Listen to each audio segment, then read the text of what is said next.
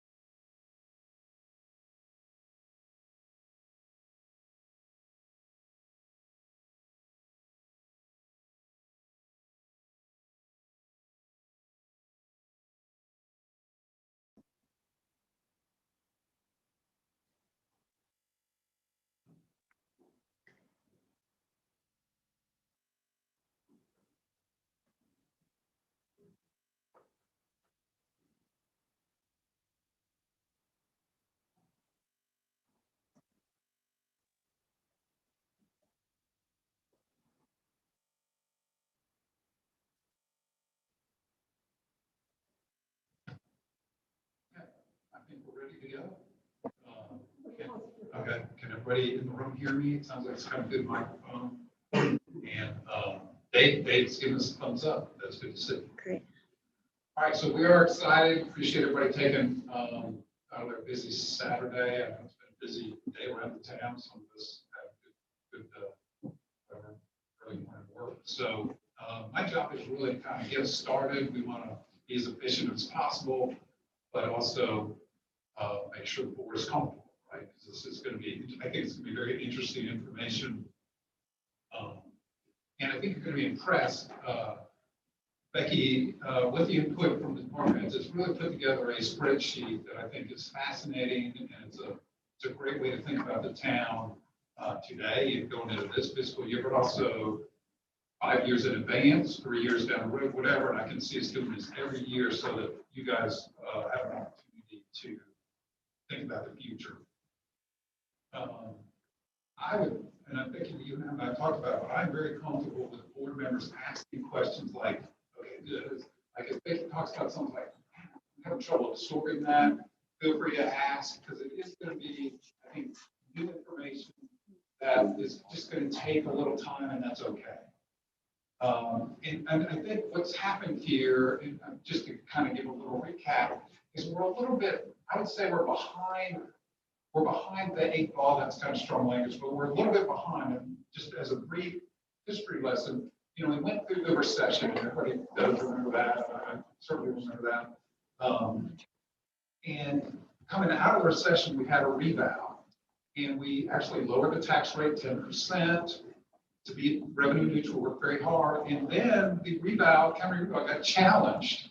So then we spent the next 3 years or so, 3 or 4 years, rebating people money, but we never compensated because we devalued too much. But and then you know, it seemed like over time we did start to rebuild the fund balance, and then COVID.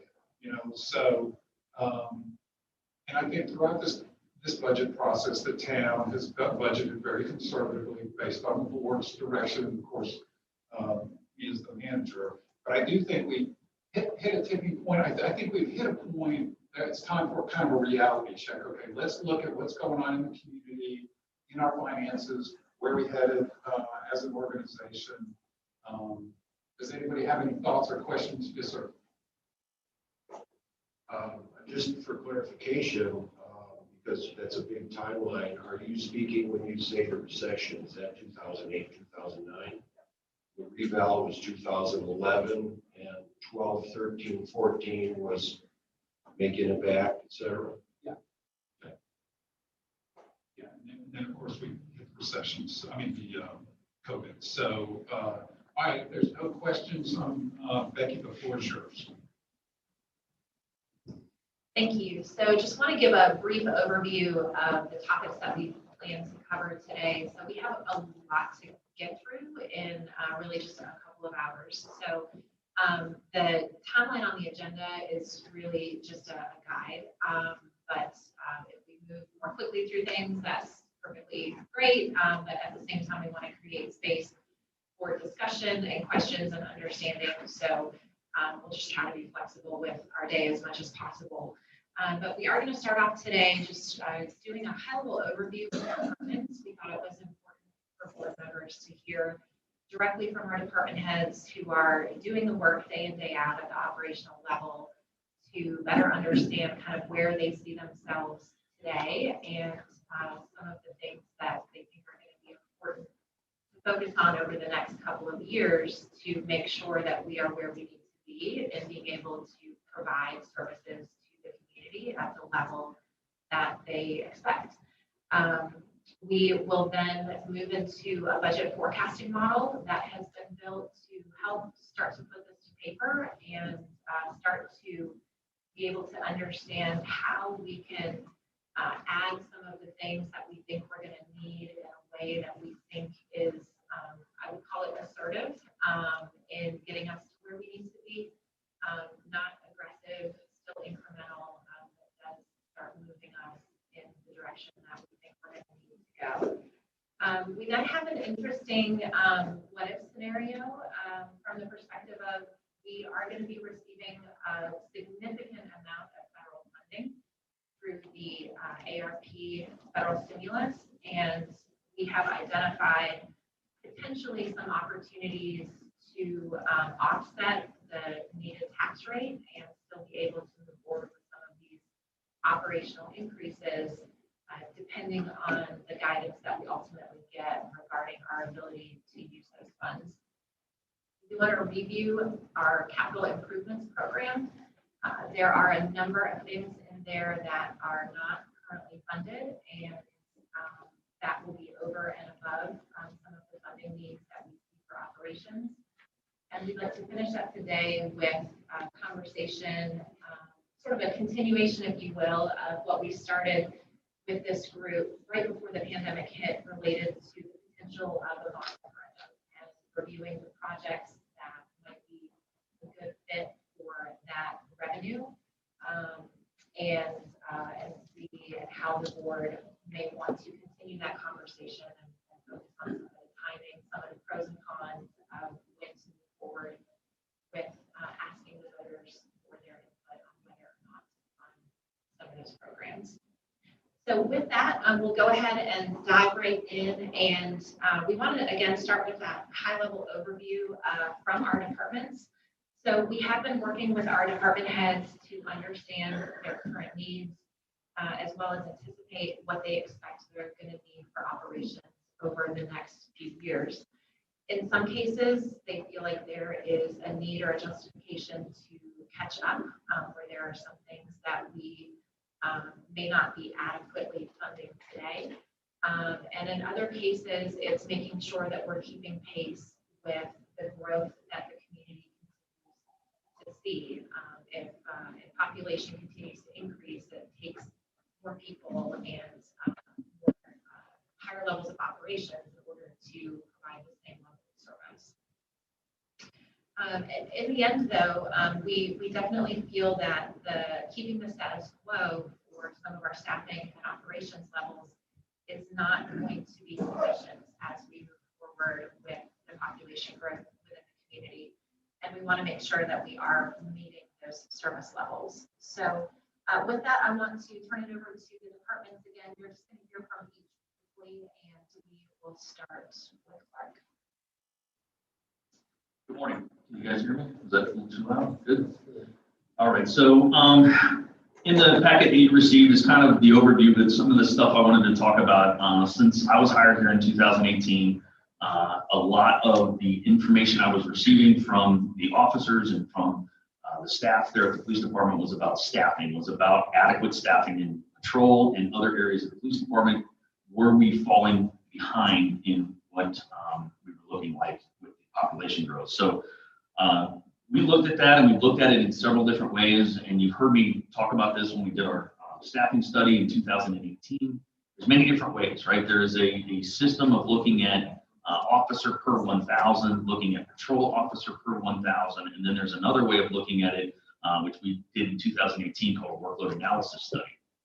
So in that workload analysis study, what we were able to identify as our 30,000 foot view, which is what we're talking about here today, is that staffing has not kept up with population growth.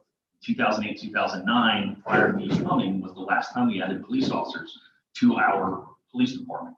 That was 10 years of no additional staff growth, if you will, in patrol or sworn areas because I don't know the reason why, but there was no population or no staffing growth in our police department for 10 years.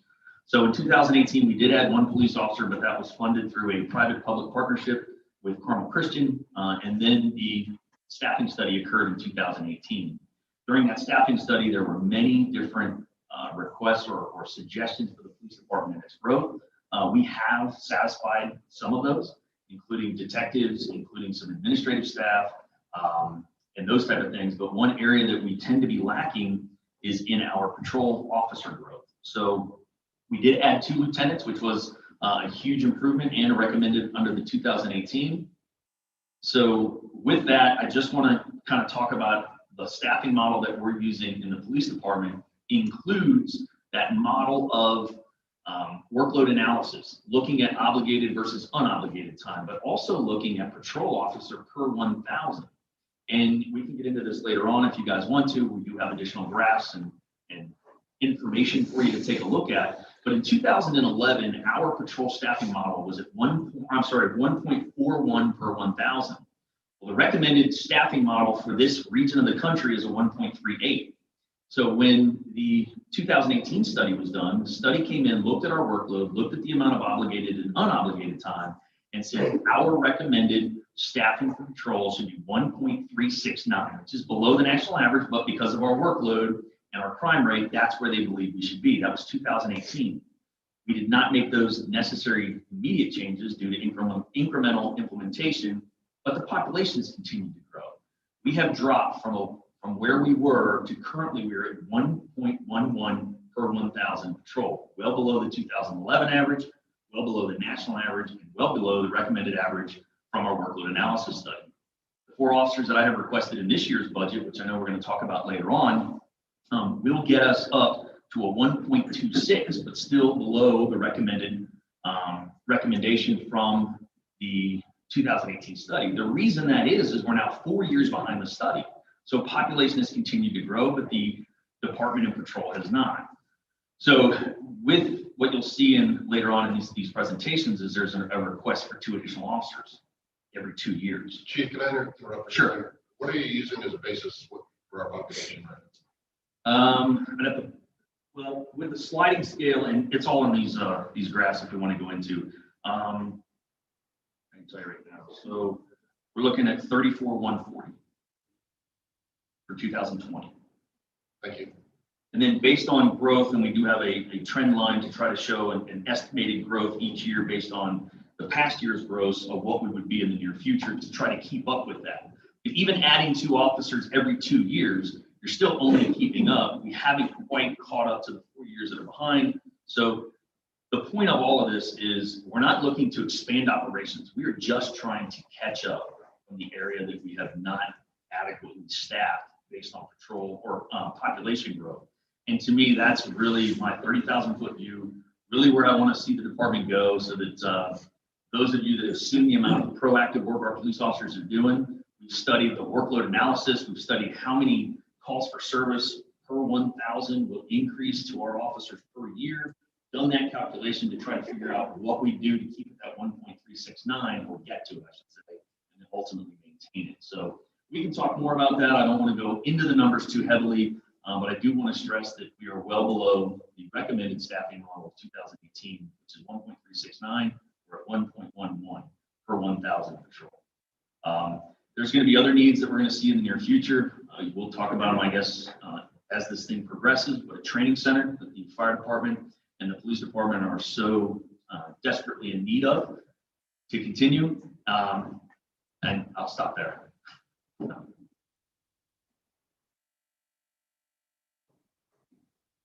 Rob, oh, go ahead. Go ahead. present.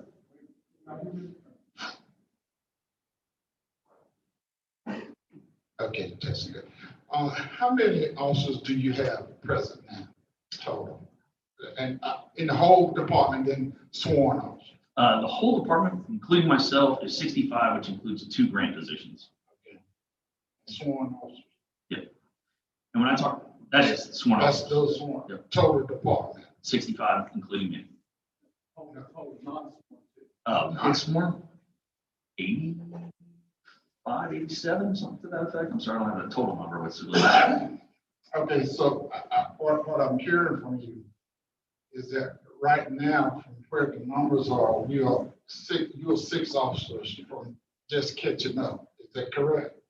4 plus 2. plus the 4-year gap from 2018? Yes. Right. But that would just bring us up to average, right? That would bring us up to the 1.36-ish. Out of those 65 officers, how many officers of color do you have? I can get back to you on that answer. I have it. I just got to pull it up out of my computer. I have the total number. How many female officers? I can pull that up. I don't have that off the top of my head. If you would, while we think about it, if you would let me know, what's the highest rank of any female and person of color in your department as well too. Now, I see you say you added on 2 new lieutenants, right? Correct. That was through a budget process, yes. I got you, but it's still officers, right? Yes. Now, is the department planning on expanding? I know you got a lieutenant, I think your rank is corporal, sergeant, lieutenant, captain, and then you. Correct. Is it looking at expanding to like have a deputy chief or something like? The board did approve an assistant chief for the police department. We have not filled it. I got you. That would come from one of our, the way that it was approved is it's a reclassification of one of the captain positions to a major position. Okay, That has not been filled yet. okay. So what I'm saying, you are gonna have a major positions at some point. Correct. And would that be a major and assistant chief? Same position.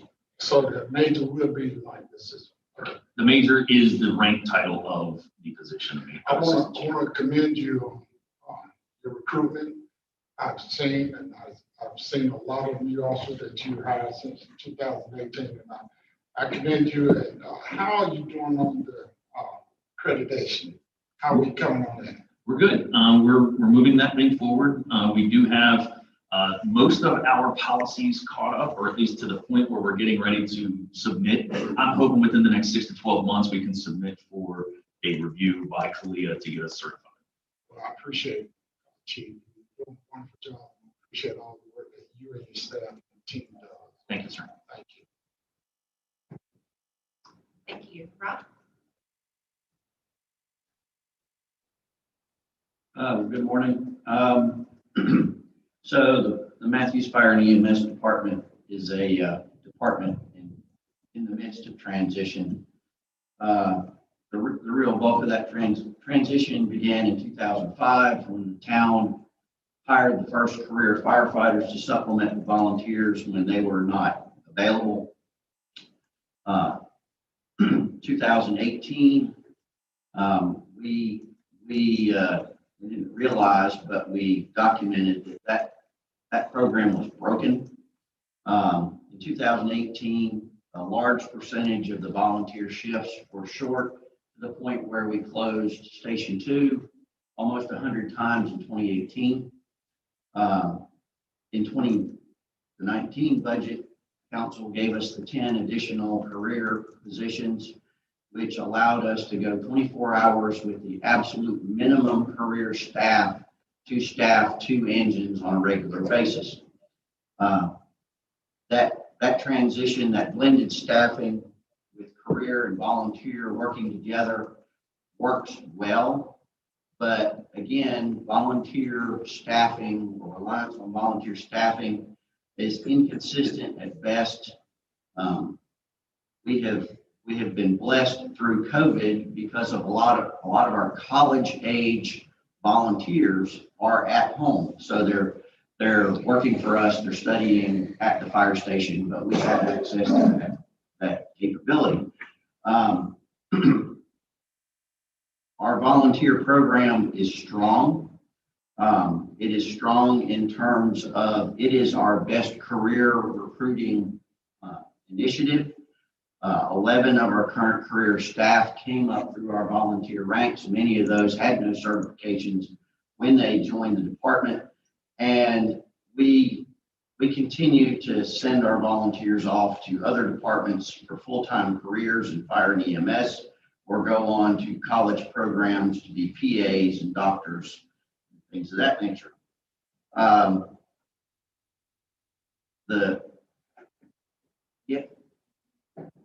Yes, we did achieve a Class 2 rating in 2020, which is quite an accomplishment, but there are varying standards for staffing. ISO looks at warm bodies. We need to focus on meeting OSHA requirements, and OSHA requirements require a certain number of certified firefighters. The reality with our volunteer program is about 30% of the time we have a certified firefighter filling one of the 4 volunteer slots.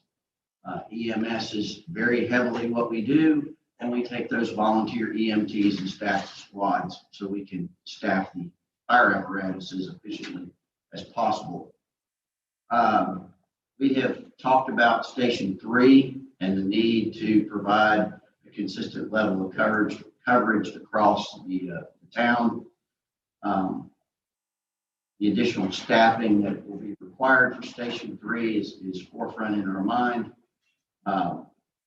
As Mr. Whitley pointed out, we are seeking to be a diverse department, but unfortunately, our current hiring 1 or 2 at a time does not provide us the opportunity to get a diverse pool. And if we set out on a course, we can identify people and we could do a train to hire, or hire then train, or a recruit program, so like the police department's doing. We've talked about fleet issues in the past. Fleet continues to be a big consumer of capital dollars. Just yesterday, I drove one of our 4-year-old engines back from the shop, and that truck already has 42,000 miles on it in 4 years. So we're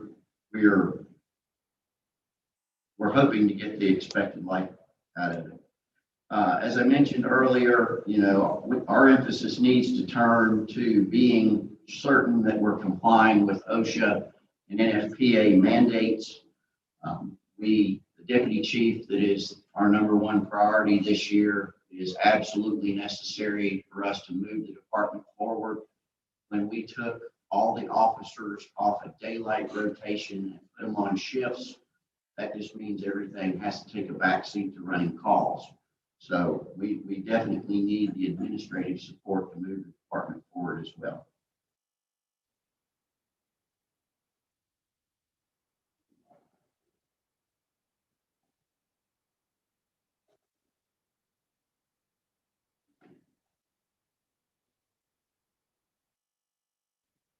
Thank you. Chief, you said you're in Class 2. Tell me a little bit about Class 2. What does that mean? Explain now. Insurance rates across the country are based on Insurance Service Office's classification. So ISO looks at 3 basic components. It looks at the water system of the municipality. It looks at the communication system, 911 system, and it looks at the fire department. The fire department is 50% of that rate. So what's the number that we want to be at? Well, we're a Class 5. Best way I can describe this, there are 3 bands to ISO. So 10 means you have no fire protection. 1 means you have superior fire protection. So 9, 8, and 7 is a band. 6, 5, and 4 is a band. 3, 2, and 1 is a band. For a residential homeowner, our lowering the ISO rating from a 5 to a 2 essentially allowed the homeowner to lower their insurance rate. Commercial property, most of it is individually rated by their insurance company. But like I mentioned, ISO looks at warm bodies. So for the last 2 years, we've had a large enough number of warm bodies at work to score highly on our ISO rating. But NFPA and OSHA looks at certified bodies, and that's where we're coming up deficient in the EMT ranks. The biggest problem there is ISO, OSHA's 2 in, 2 out hazardous environment standard. For every 2 people you put in a hazardous environment, you have to have 2 on the outside ready to make entry. If we're only riding 3 on a truck, we can't meet 2 in, 2 out. So we are holding our breath, hoping that nothing happens that drive us over into a problem. So 2 is a pretty good place for us to be. 2 is a very good rating for the department, yes. One other question, how many total you have in the fire department, and how many is actually full-time staff? We have 24 full-time firefighters. We have 3 administrative staff, including me.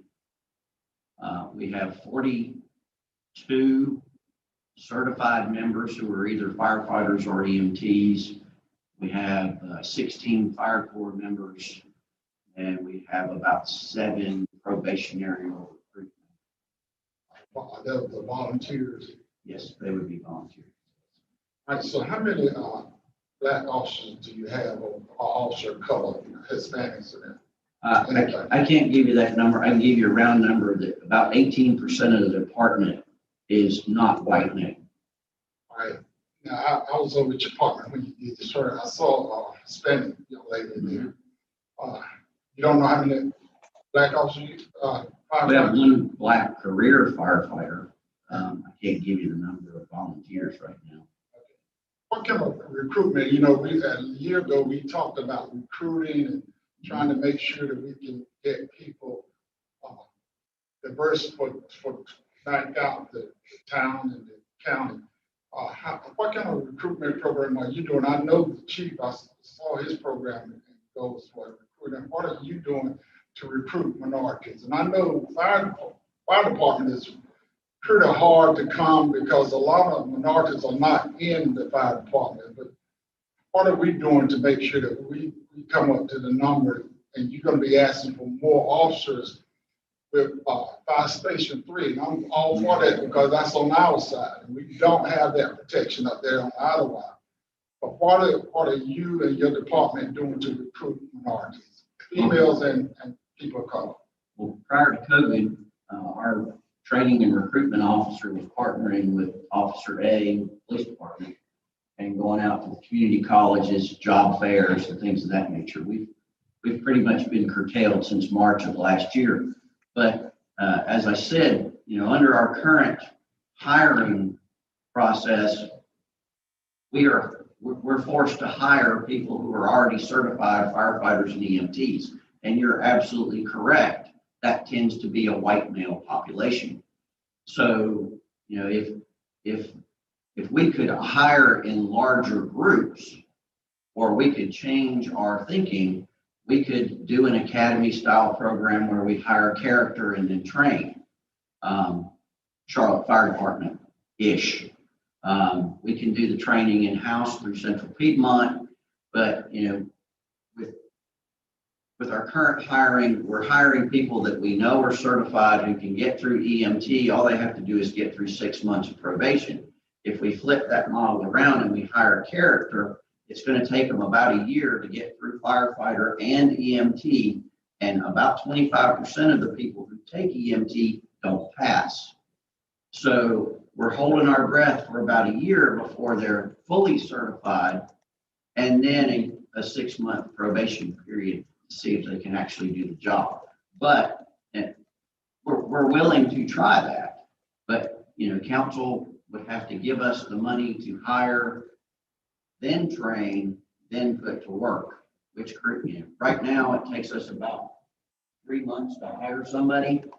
So now we're taking that vacancy and we're spreading it out to almost a year before they're fully functional as a firefighter.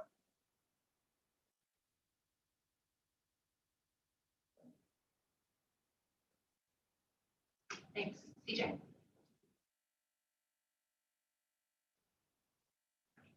All right, thank you. Can you hear me okay? I'm sorry, I'm having internet issues, so I keep walking along, but no, you can hear me, so that's good.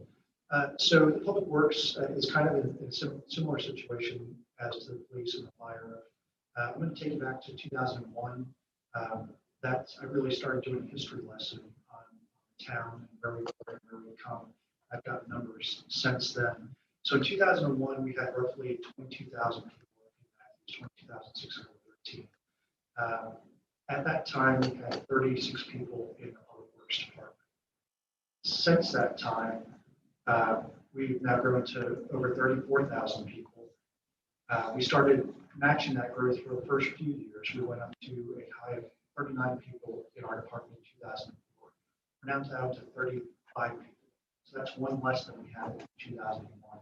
So we're serving roughly 50% larger population, 50% larger building capacity, over 100% larger parks capacity, and fleet capacity that's roughly 60 or 70% larger than it was. So we've done a lot. We use the county to help us with certain things. New developments come on board. They're doing the inspections. They help us with plan reviews, things like that. Part of the leasing programs really helped us on the fleet side. It's really gotten to the point where we can only do so much with what we've got. We're continually just running from one thing to the next and getting behind in almost everything. So what you have before you is a plan on how to not even get us back to where we were in 2001, but at least to start to catch up to where we need to be. There are additional people that we're asking for, specifically in landscape. We've added so much landscape in the last 10 years that we've had to cut back on what we do. We are not mowing a lot of the rights of way that we used to. We have contracted out some of it. A lot of it we've told people we can't do it anymore. It's up to you to do it in front of your house. Personally, I think that's a good thing to do. Have to be responsible for the property. But there's other places that are along that. When we're in mowing season, we are going all day, every day. And if anything comes up, we don't have spare manpower or wind power to go out and address a lot of those things. Just like the other day, we had the fire sprinkler system here leak.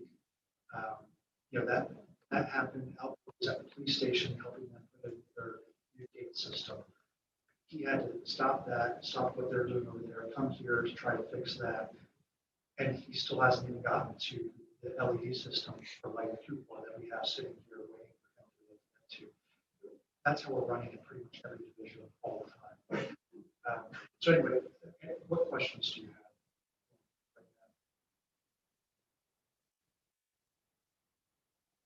Thank you, CJ. The cupola system lighting, didn't we pay to have it installed? No, we paid just for the equipment. We're installing it ourselves. So it was also in need of other repairs besides lighting. The repairs were done, correct? Correct. And we bought the lighting package, but we have to install it. Correct. But there's already electric up there. Is it just a matter of mounting the fixtures or? No, the electric that's up there is not functional, so we are having to run the electric. We pulled the permits. We just have to have the time to actually do it.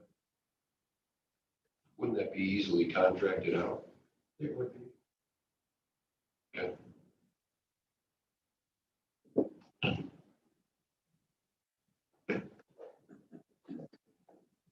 So I guess my big question to you, CJ, would be, there's always seasonal things. So just to put that down here, is a hybridization. You probably need more staff on a 7-day, 24-hour basis, something to that effect. But the seasonal things could be done more on a contract basis. Can we begin looking at what those deltas are? I mean, does it make more sense to put $100,000 into the budget, just hypothetically, for contract work? Because you're not going to find another Albert, so to speak, but there are Alberts out there that are in a contract situation. So I guess what I'm asking is there a way to look at this as a hybrid? Like, what are the definite needs of having, feet on ground versus someone needs to pick up the phone and within 24 hours they're actually on.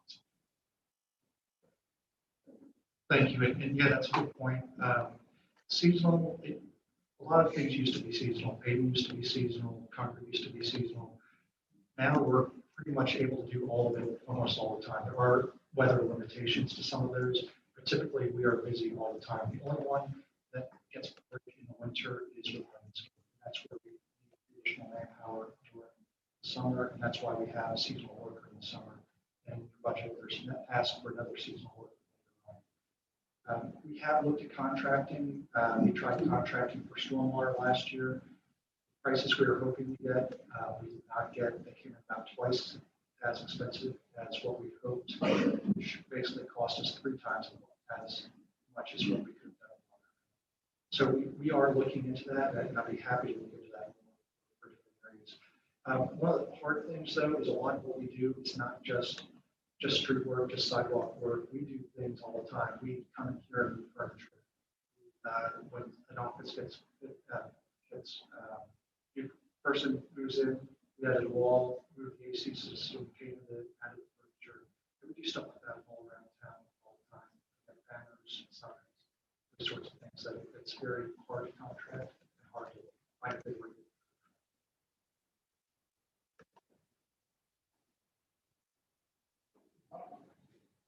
So much have a question. I want to compliment CJ department.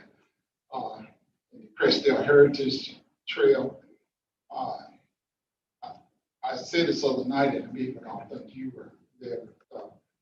We have gained so much popularity and what's the word I'm looking for? People, connectivity. That's the word I'm looking for. They are walking, riding bikes, children, and families. That really turned out really well. And I want to commend you for behind Eric. Eric, if you don't know that Eric is Hispanic. Nicaragua, is that where he's from? Well, that's right. But he did a wonderful job of staying on, making sure that the team there, making sure everything, but it looked really good. I want to commend you and the staff on that, especially Susan too. I know saw her more than anybody else, but that really well. And thank you, and I appreciate it. You're quite welcome. Actually, he was actually born in Boston, believe it or not, but then moved to Guatemala and grew up there. I would like to say a comment as well. CJ, I'd like to thank you for continuing to get the job done with limited staff. I mean, these numbers are really telling. We have one less person than you did in 2001.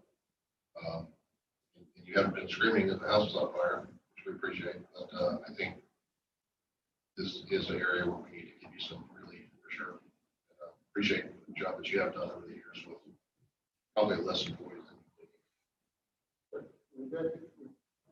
That being said, how many more people do you need, CJ, in public works to get you to where we are now? Because I heard the numbers too. Is nearly one less now than what we had. I know this is, we're asking for money. All of you want more employees. That's a good thing. But how many more do you need to bring us up to where town of Matthews can be competitive? So that's an interesting question. Just based on population, it would be a 50% increase. But that's not good. We can't do that. I've gone through each of the divisions and looked at them individually on what they need over the next several years. I don't have it right now that I can bring up my those numbers. And we'll get into a little bit more detail of what we would kind of describe as what we think is going to be sort of the bare minimum. In fairness to CJ, not everything that he submitted made that list. He has not had the benefit of the full level of vetting that some of the other departments have. And so we plugged in quite a few people into the model that you'll see in a little bit. But that is something that we plan to continue to refine with CJ as we move forward year over year to take a deeper look at engineering as an example. Fleet is another example of, he had some requests in there that we said, we don't know enough today, but let's keep talking about it. So it may be something that continues to fill out over the next few years. And I will say also, there are additional stormwater personnel that we are looking to get. It's not in here because it's not being funded through the general fund. Stormwater fund. And I didn't say the house is on fire because Rob has no.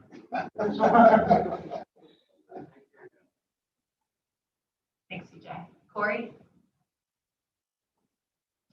All right, so in Parks and Recreation, we are a little bit unique in that our funding really comes from two pots, so to speak. So we have tourism fund, where that's the cultural arts and special events. Looking at those two divisions, where we are right now is, say, operational wise, we are in a good position. There will be an ask for another staff person in special events, but that is, like I said, tied to tourism dollars and doesn't really affect the general fund. Needs in those two divisions are just say public domain for new events, different types of events, and that's where sort of headed in those two divisions. Looking at athletics, which in this case is Cruise Rec Center, and Parks and Greenways, those are the two divisions that are really tied to the general fund. Operational wise, I'll say we also in a good position with those.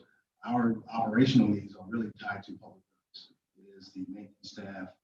I'll say I've shared it with everybody, but if you don't know, the dog park that's happening at Personal Halsey, that is 95% public works. So we're handling that in-house along with some help from the county. The needs in parks and athletics really are capital needs. It's the projects, additional greenways and trails and park development on the spaces we have, and really wanting to move forward with developing those parcels. Again, the needs operational wise really are, so I'm a big cheerleader for CJ to get some more maintenance staff to help with our parks. But again, our needs really are capital needs and say not a big part of the operational discussion today.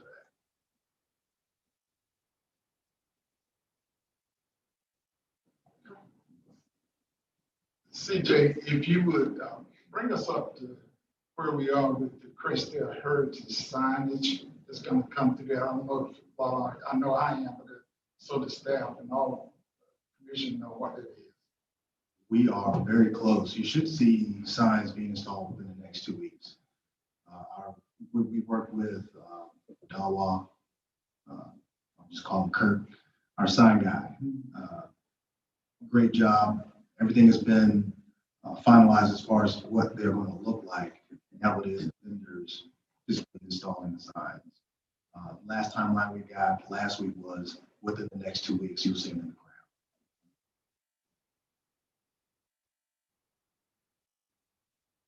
ground. Thanks, Corey. Jim?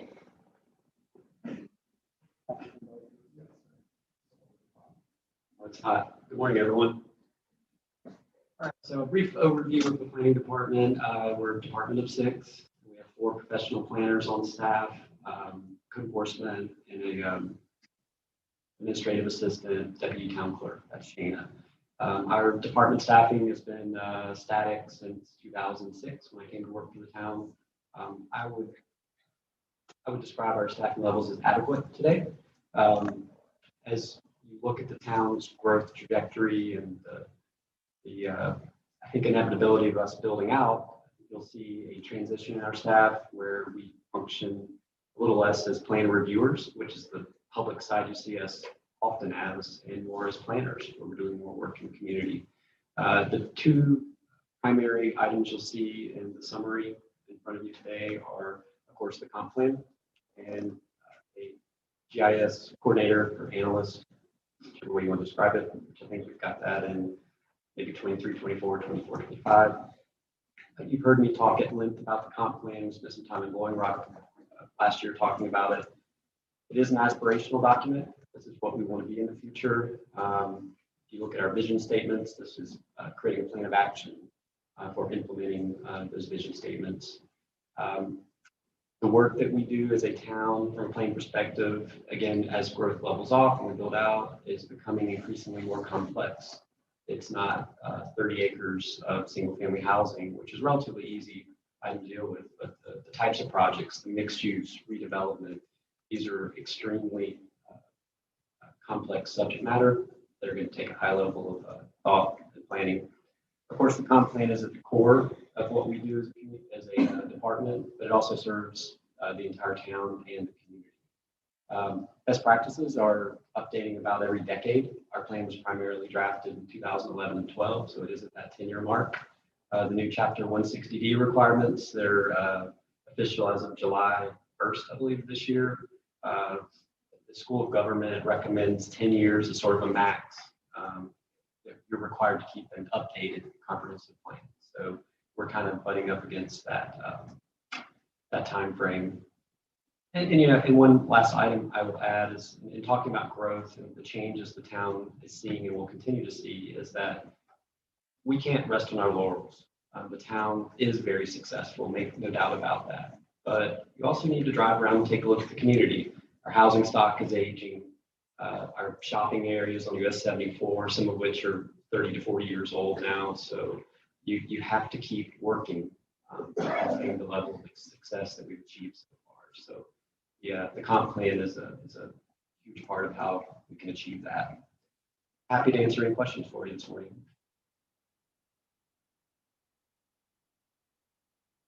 All right. Thanks, Okay. Jack. Thank you. Tanya.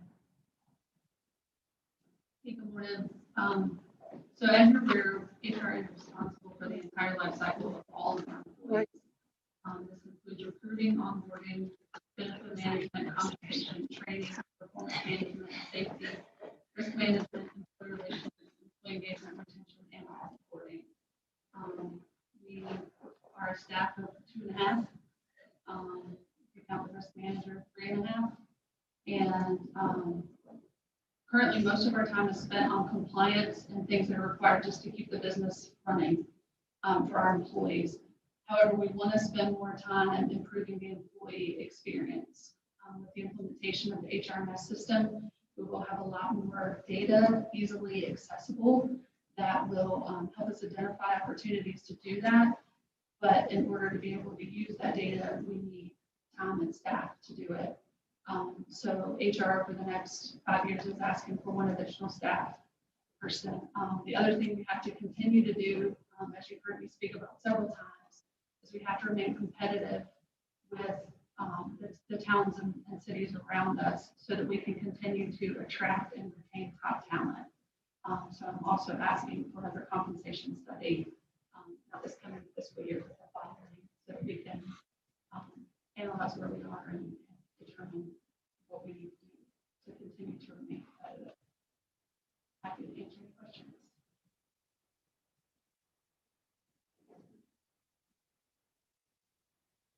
Ty, a year ago, we talked about recruiting. What had the HR department done towards recruitment? So obviously the department that hires the most employees is police. And they have a full-time recruiter, and Dustin spends a lot of time, with the BLET classes and that job fairs prior to COVID, to try to, attract the talent to come to Matthews. But in addition, we advertise all of our positions in the Q City Metro, which is their predominant readership is African Americans, the Hispanic League, obviously the Hispanic population. And we also advertise all of our jobs with the Asian American Chamber of Commerce, which is the Asian American community. So we're doing the best we can with the resources we have. All right, we talked about this a little bit about going out, recruiting, letting people of color know that we are hiring people of color. How are we doing anything in going to like Johnson C. Smith or to these other schools like Korea Day or to recruit for men? I know that the Officer A has done some work here, and Captain Rayner has gone with him a few times again prior to COVID. As far as the actual HR staff going out and doing it, we don't have the staff in the power. One of the things in America, and I say this, America now is at a boiling point, and I know police department seen this last week, and we talked, Hazen talked about this a little bit this morning while we was out at the Rose Cemetery. The police are under full attack, and America is still divisive and hurt. And I'm gonna just be honest with you, as Black America, we're mad. We're mad and we're hurt. And so my task as your commissioner, and not only for this town, but part of this team, is to make sure that we be fair and equitable. And I know it's hard to recruit, but you gotta make an effort to make sure. Now, I know in the 3 incidents with the police department, the one that, and I know if you hadn't seen it, you need to watch the one that's in Virginia where a lieutenant in the Army was stopped by a police officer. I know some of you might have, if you're not, you need to check that. Then the young man in Chicago, 13, we talked about that a little bit too, had a gun, tossed the gun behind the fence and was shot. That officer had 0.08 seconds to shoot or not shoot. And so we understand that. And then the other young man that was in Missouri, 20 years old, that the officer was supposed to be tasering, actually shot and killed him. So America is hot right now. Black America is hot. And I'm going to just be honest with you. And it disturbs me as a person of color, Black. I have a grandson. And I'm saying this because this Black Lives Matter, not just for me. It should affect all of us. We should have concern for that. You as department heads, we're in a different day now. And I'm for all to making sure you get what you need, but at the same time, the old saying said, if you always do what you always done, you always get what you always got.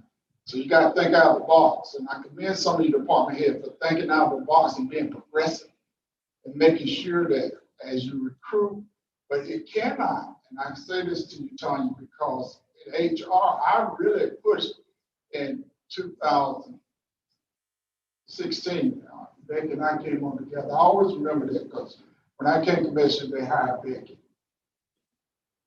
But it's gotta be on the mind of all departments here. You cannot just say, I can't find qualified Blacks. You're gonna have to actually get out and make sure, and then the employees that you have in your department, to make sure that you bring them along as well as you do with these other departments. Now, I'm a love for police officers. That's blood. I was Black and civil, but the blue is running through my vein as well too. And I'll do everything I can for the police department and the fire department because I know that's public service. But I pushed when I came. We did not have an HR. That bothered me. The department this big back in then. How many employees do we have in the town now? Total. 165 full-time positions. 165. But back then, I think it was like 138 back then. But then it was, I really pushed excuse me, to make sure we had an HR. We need to. You cannot have a city and the operation this big not have an HR. I commend you for your department, but I'm asking you to actually recruit and make an effort to make sure that as you hire them through, make sure to bring so it's a diverse team as we go on. But thank you for what you do, and you do a wonderful job. And congratulations on being the employee of the year. Thank you. Thank you, Tom. All right. I get to pull double duty as finance director for 2 more weeks. As we look at the finance department, we do feel like we are in good shape staffing wise as the MS system comes online. We do expect that there will be some increased capacity in current staff that will allow the department to absorb any operational expansions with the current levels that we have. So we think that we're in good shape. We don't anticipate any major needs in the next few years that would have a budgetary impact within that department. I Obviously, the new finance director will come in and may tell us differently, and we'll deal with that when they do. But overall, we think we're in good shape there. The IT department, they do continue to keep up. I would describe our IT operations as functional. They are not necessarily optimal, but I do think that we keep up with the absolute minimum of what we need to do. There are some small requests that you'll see coming over the next few years to improve some of our computer replacement cycles and some small things like that to keep us more efficient and more operational, but no major infrastructure needs today that we can see coming in the next few years. So with that, we will wrap up with Maureen.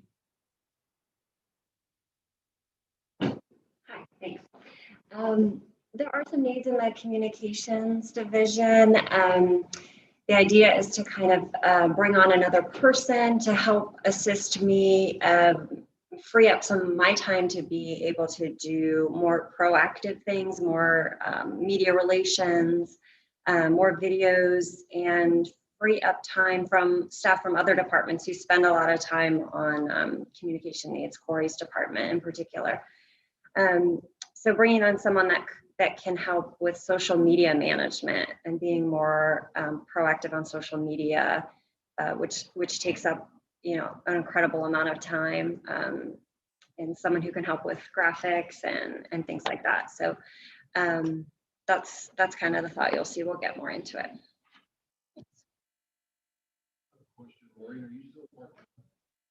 I am, yeah, I'm 29 hours.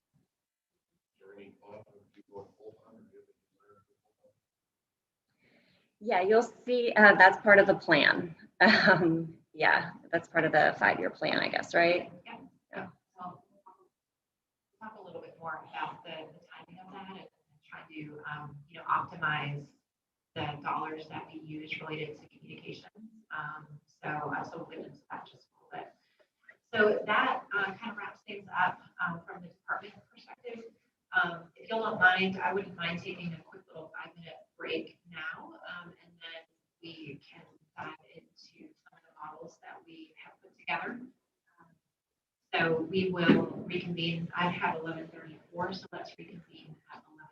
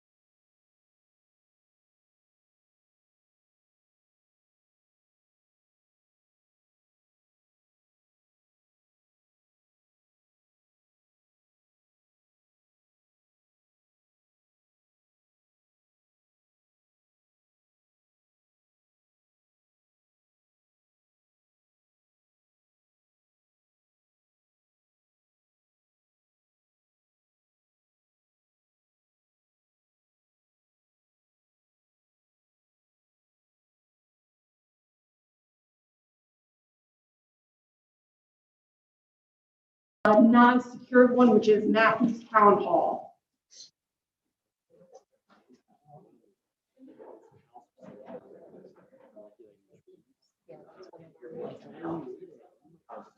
Oh, I can get that.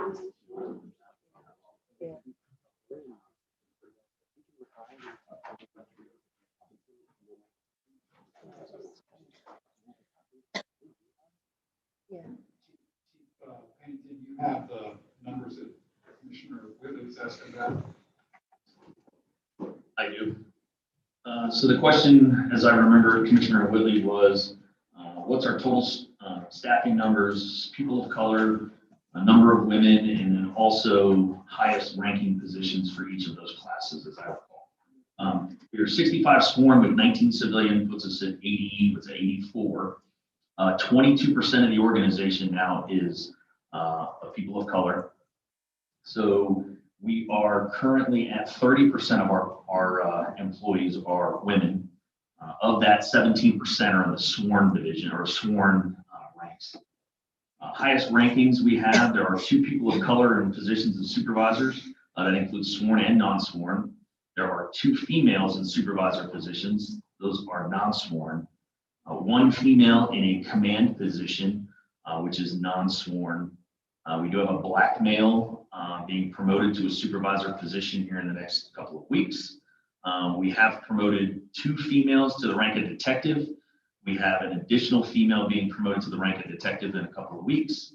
And we have 1 person of color been promoted to the rank of detective currently. Yes, sir.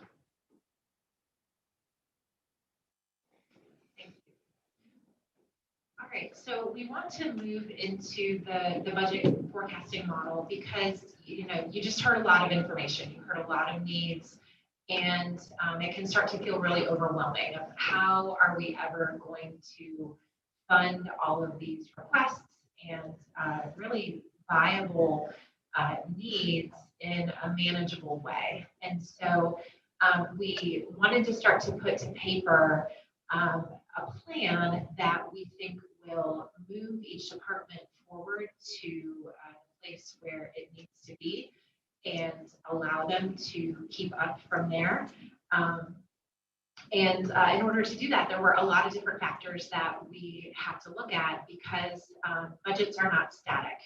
We do have some increases in revenue that we feel like we can rely on, but in some cases that is not enough. So put together a budget forecasting model that we hope becomes sort of a living document that is something that is going to be beneficial for us to use on an ongoing basis from this point forward. So wanted to spend some time with you just going over the model, how it was built, what assumptions we have based it on, and then can start to get into some of the requests that you heard and how we have sort of laid those into the model in what we think is a manageable way. So as we move forward here, we started, and I'll just make sure that, okay, that I can move. So within this model, we started with town population, and we thought that that was a good thing to put in there just to be able to demonstrate the growth that this town continues to see year over year as more development comes online, as people move into the community. So in looking at Census Bureau data back to 2010 and the growth patterns that the town saw between 2010 and 2019, it averages out to a population growth of about 2.22% annually. And so we have plugged that in to demonstrate what we expect the community will continue to build out at over the next number of years. Property valuation, though, as our population has gone up 2.22% annually, the property valuation, so essentially the value of all of the parcels within the town that our tax rate pays on, is growing at a slower rate than our population growth. So when we look back to 2012 and so over the last 9 years, we have averaged only a 1.8% increase in our property valuation year over year. And that's when you hear us talk about natural growth in our tax rate. This is where you get that. So as a new subdivision is built, as a new apartment complex or a new commercial development comes out of the ground, that is taxed in that year. And then it helps us increase our revenue without necessarily having to change the tax rate. But if your property valuation is growing at a slower rate than your costs are, or that your population that you're serving is, then you're not going to always be able to keep the status quo with a flat tax rate. So this is really just meant to show the expected growth over time, but I do want to call attention to FY 23-24 because we do have the revaluation coming in that year. So as many of you know, Mecklenburg County historically had a revaluation every 8 years, and that was an opportunity to adjust the tax rate based on values. They are moving to a 4-year schedule, which will give us an opportunity in 23-24 to very likely see another significant increase in our property values that will change the amount of revenue that we receive from our tax base. So we have plugged into this a projected 20% increase in property values in FY 24. That is based on a preliminary conversation that Hazen had with Ken Joyner with Mecklenburg County as far as what we think we could reasonably build in. But this model is again meant to be a living document. So, if it turned out to only be a 15% increase, we can change that and see how that affects the necessary tax base that we will need, or the tax rate that we will need in order to fund our services. Yep. A question. So I like the idea of that Mecklenburg County decided to go with a reval every 4 years. It's very helpful. Very helpful. And you're projecting a 20%, so that's 5% a year growth in the home values, correct? Which is conservative, actually. Okay, thank you. I just wanted to be clear on that. So that's 5% a year times 4 years is where they come up with the 20%. That's correct. Thank you. So the next entry is just a calculation based on the property valuation within the community, and the tax rate that we are charging results in the ad valorem tax revenue. And we collect on average about 98.8% of tax bills that are sent out. There's always a little bit of a loss, or if somebody appeals their valuation, there may be a little bit of a loss there. So we have tried to make that as accurate of an actual number as possible. Do you have a question? I have a question for Hazen. Have we, since you've been here 14, 15 years? 18? Yeah. Okay, 18 years.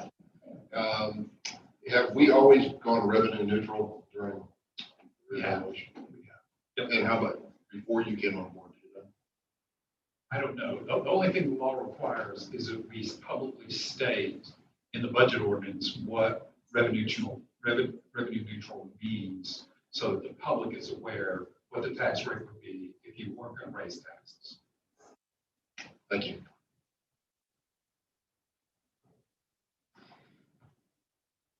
So currently the auto tag fee is another revenue source for us. It is at $25 per vehicle. We cannot go up to 30, but that is another area that right now it is just flat revenue year over year because we've kept it at $25, but that is at least a small opportunity to potentially adjust revenues if we want to change the tag fee amount. Thank you, Becky. Isn't it safe to assume that as our population grows, the number of homes grow? So it would be, but we have not seen them in the revenues in the last few years. And so we have just kept it flat. So that is something that the model is intended to be a living document. So until we start to see that growth in what we're actually receiving from the county, we didn't want to build in the natural growth. But you're exactly right. That is something that could at least trickle up in revenues every year. But if it matches population, it would be about a 2% growth annually, which is not going to be a big needle mover as far as creating significant additional revenue. Thank you. Welcome. So local option sales tax revenue, this is the revenue that we receive from the county on a proportional basis. This sales tax revenue line is pretty hard to predict, actually. We have had some very wild fluctuations in the tax revenue that we have received every year. We anticipated a significant hit to this line in the current fiscal year because of COVID, and have been pleasantly surprised at just how strong these revenues have been coming in. So in talking with some of the other towns around us, we felt like we could reasonably predict a 3% average growth in revenue in this line. But when you look at the historical trends, some years it has been as high as 11%, and others it has been completely flat. So it's a bit of a wild card, but we felt like it was something that building in a 3% growth was reasonable to expect as we move forward with the cost of doing business. And unrestricted intergovernmental, this is your telecommunications tax, your utilities, your cable TV funds that come from the state. This is also a little bit of an interesting number where if you look back over the last 6 years, we are technically seeing a little bit of growth in this line, but we have seen reductions in the revenue every year the past 3 years. So we actually expect the reduction trend to continue as we receive less and less from the state, but are still expected to produce the same level of service for the community. And so as that revenue trends downward, that will put additional pressure on the revenues that we do have control over in order to make it up and continue to have the same amount of money to provide our services. The annual solid waste fee is what I would say an opportunity area for the town to consider.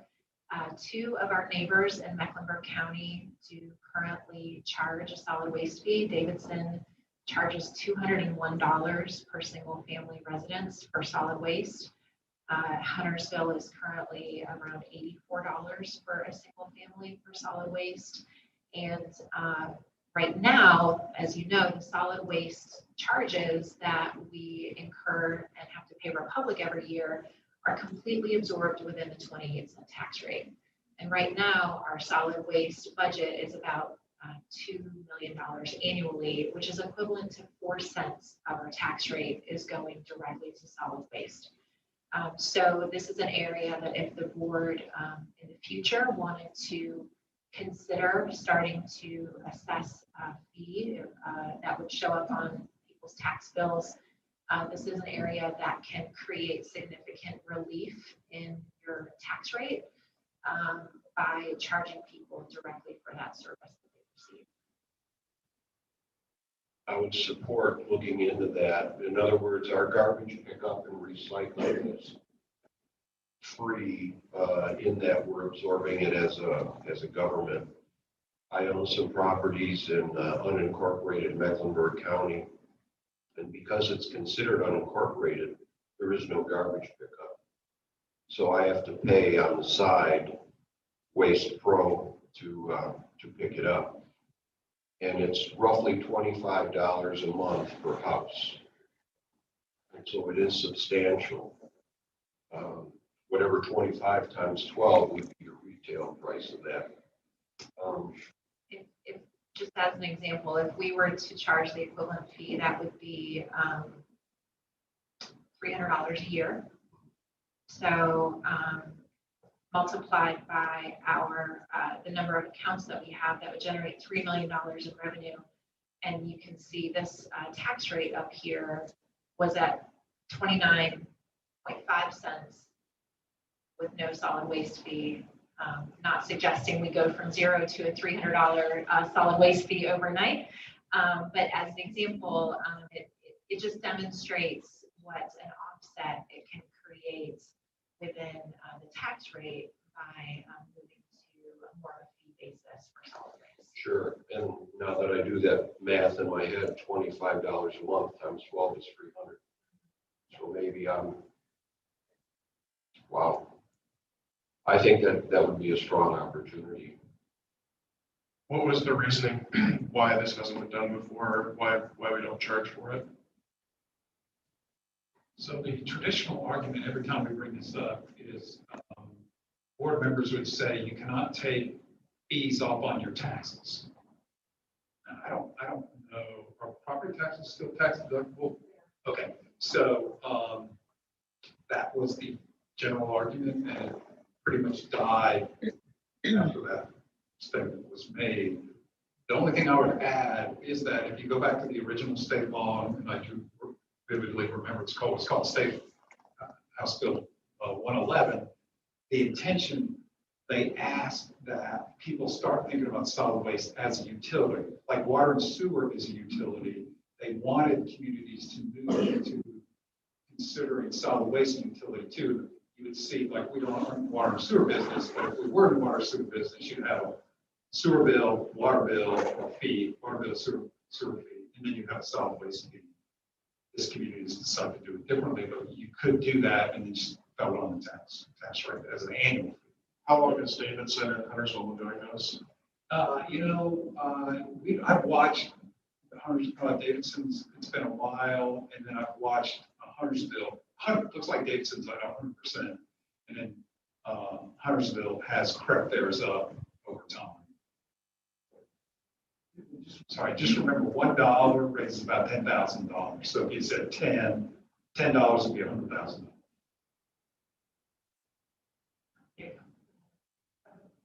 Go ahead. I have a question too. Do we have a rate for businesses that use curbside pickup, not dumpsters? Okay, so those are CJ, so those are the downtown. There's about 200 accounts, as I recall, that are downtown and have a 90-gallon cart, and they get there's no fee for that either. We absorb that in our tax rate. Now, just so if you have a dumpster, you got to pay for that. You got to work that out with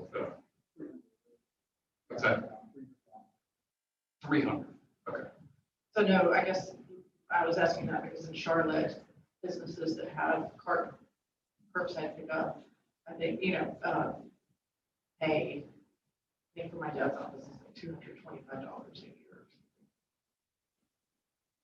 Yeah, we just sort of tipped only the tax rate up to this point. Hazen, did we ever see that big increase in tipping fees? They were saying were coming. Was that ever realized?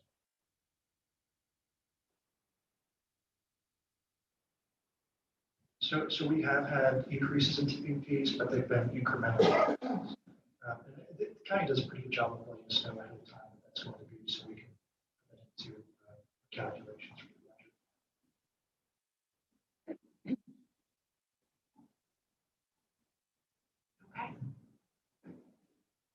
So in building out the model, you can just see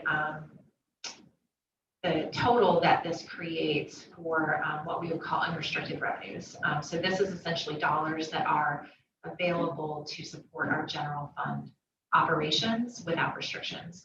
So this does not include stormwater fees. This does not include power bill.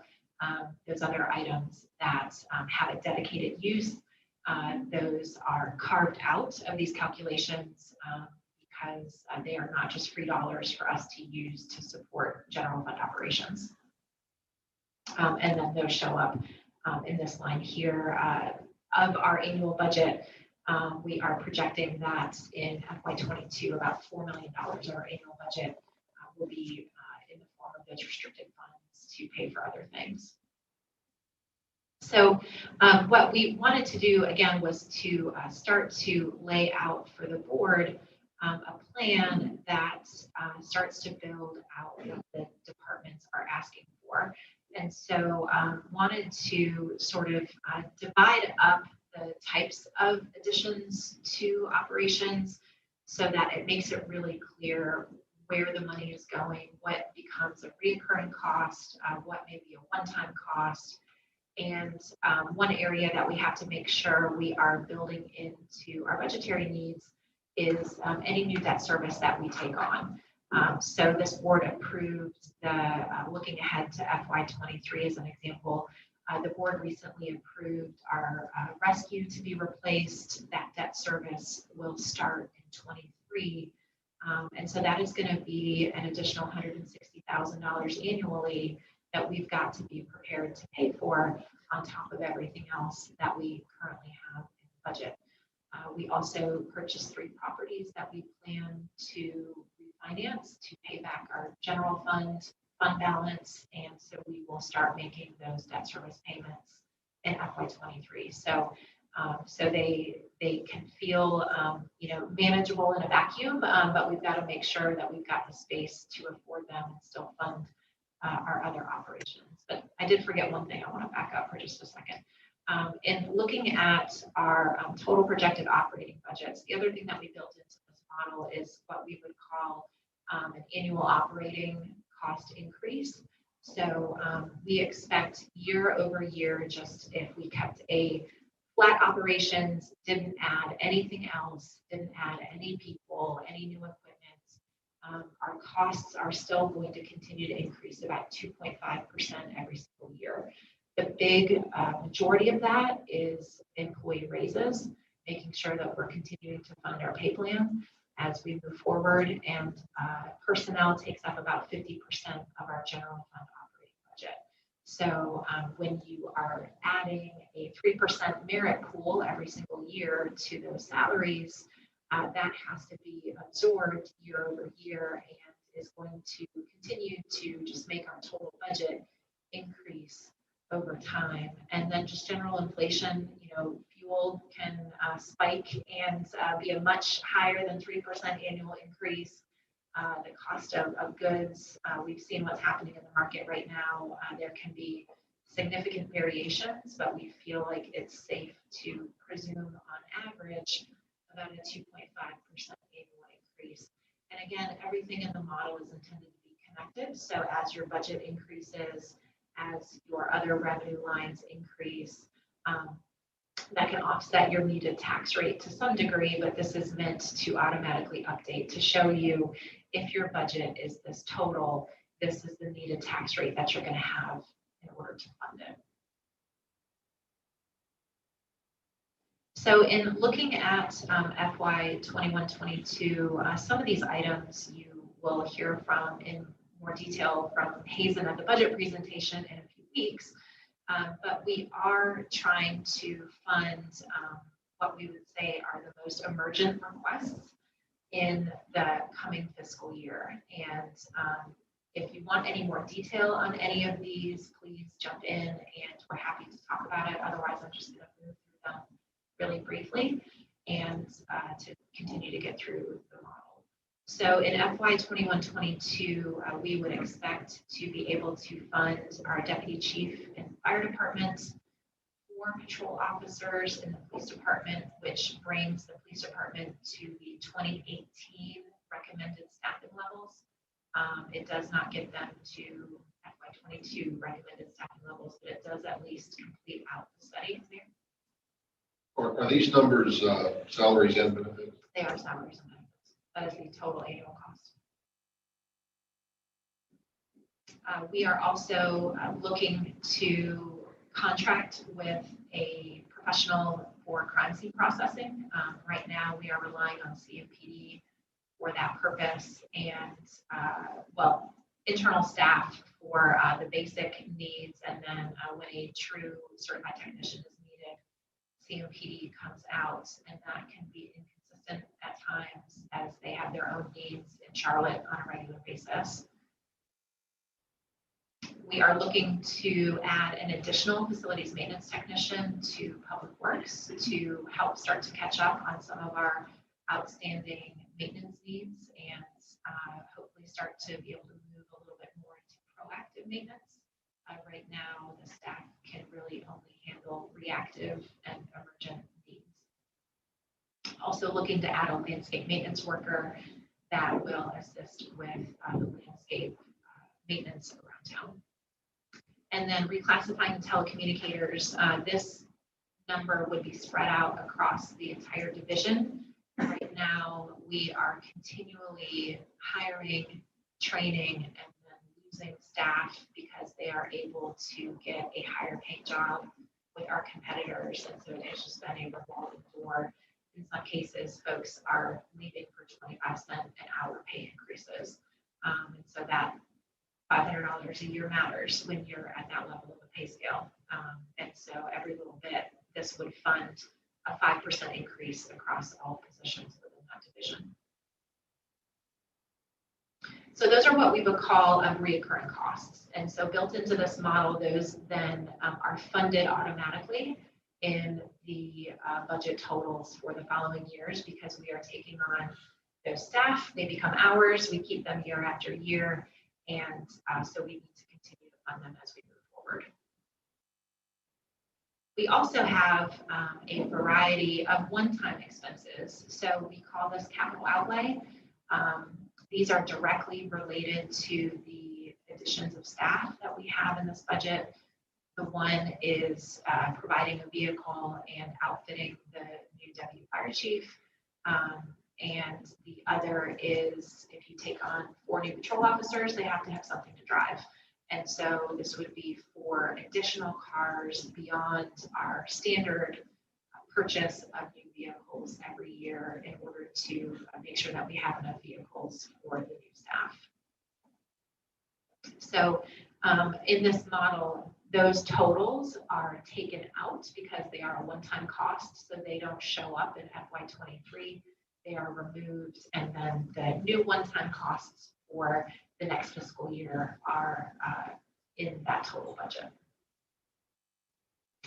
We also want to be mindful of when we retire debt because that can be very helpful in being able to fund new operations. So if you jump forward, you can see that we do have some significant levels of debt falling off in FY24.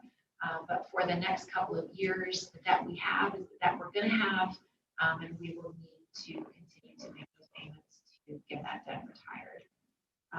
So those are the core requests for FY22, and I'm going to keep moving if nobody has any questions. I saw those 4 police vehicles. Was that in that what we approved of the week with those 10? So that's completely separate. So, Okay. So we've got 2 things going on. One is that our current replacement cycle for police vehicles is once every 10 years, and that's creating significant maintenance costs because the vehicles are just too old at the end of their life cycle. So the 10 that the board recently approved was to start to shorten that replacement cycle to more of a 7-year replacement cycle, but that is just the status quo. So when we add the 4 new officers, we would need 4 new vehicles to go along with them. And the other tabs on the bottom, what is ARP? We'll get to that.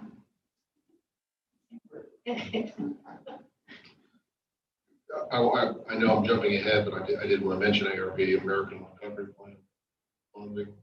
I was on a Metro Mayor's call the other day, and the governor spoke with us, and he was almost giddy with how much money they have. They have $5 billion. They have so much money they don't even know what to do with all of it. And he suggested, use this exact term, capital outlay projects. I know that we've been promised some of this money, but maybe we can get our hands on some more because they have a ton of money that they need to distribute.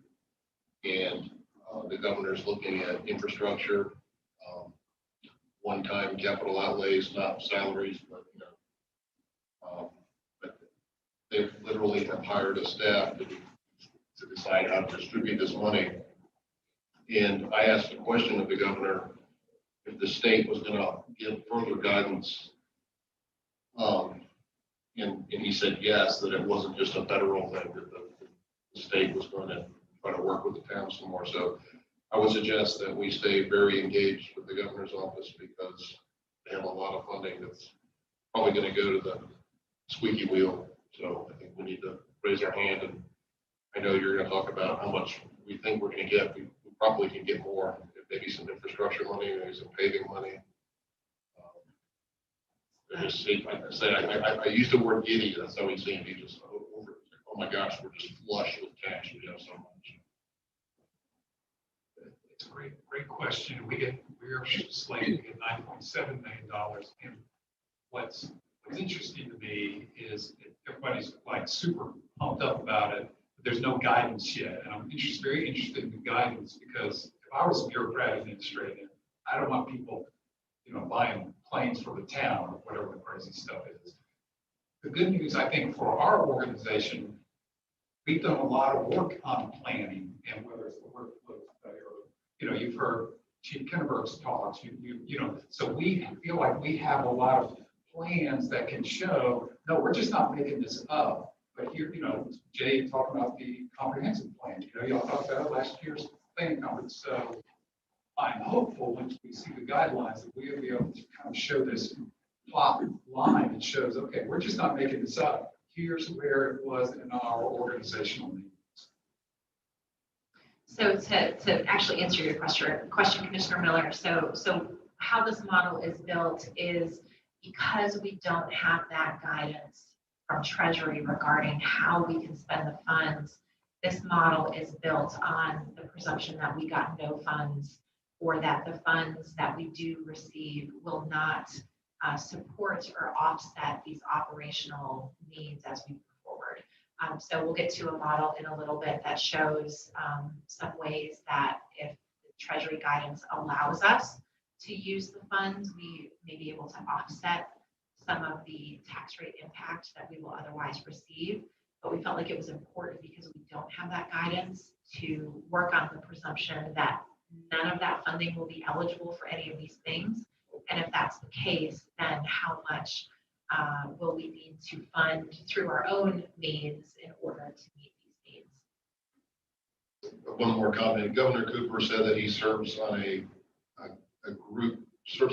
commission of governors that are trying to better identify this guidance. And so he said he'll be working with the towns, through the governor's office to give us more guidance going forward. But definitely, again, just want to suggest that we stay very much engaged with the governor's office to possibly get some more money.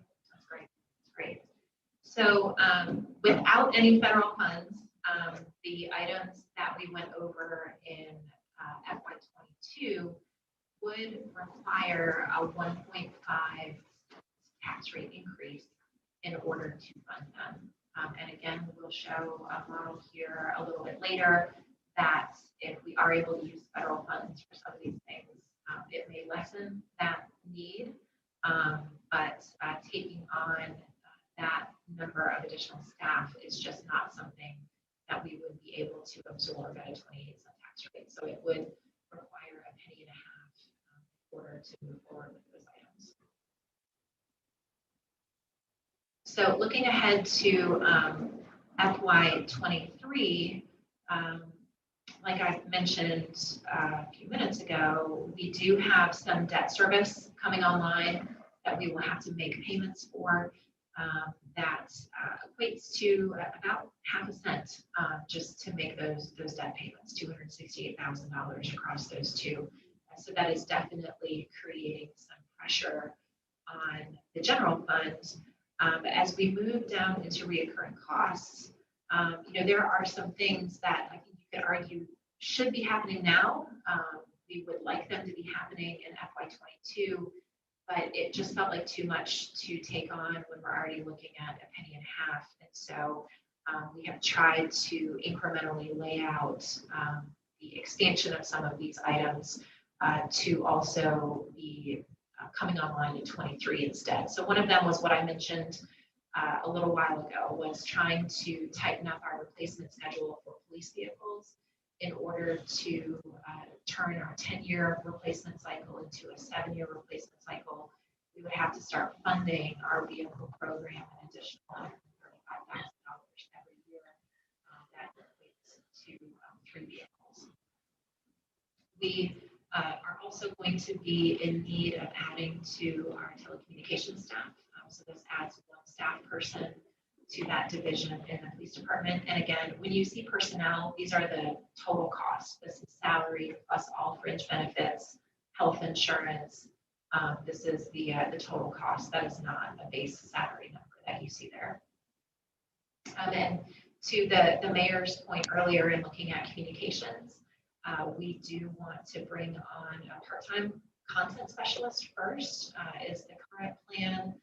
They would be able to focus on the social media engagement at a lower hourly rate for some of that work, and it would free up some of Maureen's time to focus more on strategy, some of the more complex or sensitive communications needs that we have. So it's actually more hours in a week focused on communications by adding another part-time person instead of immediately bumping moving up to full-time. But that is something that we will continue to evaluate and make sure that that order of things makes sense as we move forward. We are looking to start to fund, again, these are reoccurring costs. So on an annual basis, some additional funding to shorten our computer replacement cycle. Right now, it is, I believe, a 4 to 5 year replacement schedule. Trying to back that down to approximately a 3-year replacement cycle. Some of these computers, you can imagine if they're in police cars, if they are, currently or constantly in use, they wear out pretty quickly. So having a little bit additional funding in that area, we think will improve the efficiency of those devices. Looking to provide more assistance to CJ's department in FY23, would be adding to the concrete maintenance staff. Right now, if somebody's on vacation or is in training, they essentially don't have enough people within the division to do their work. And so they're having to pull from other divisions just to kind of do the basic needs. They're also really only able to cover repairs and not really too much in the way of new work.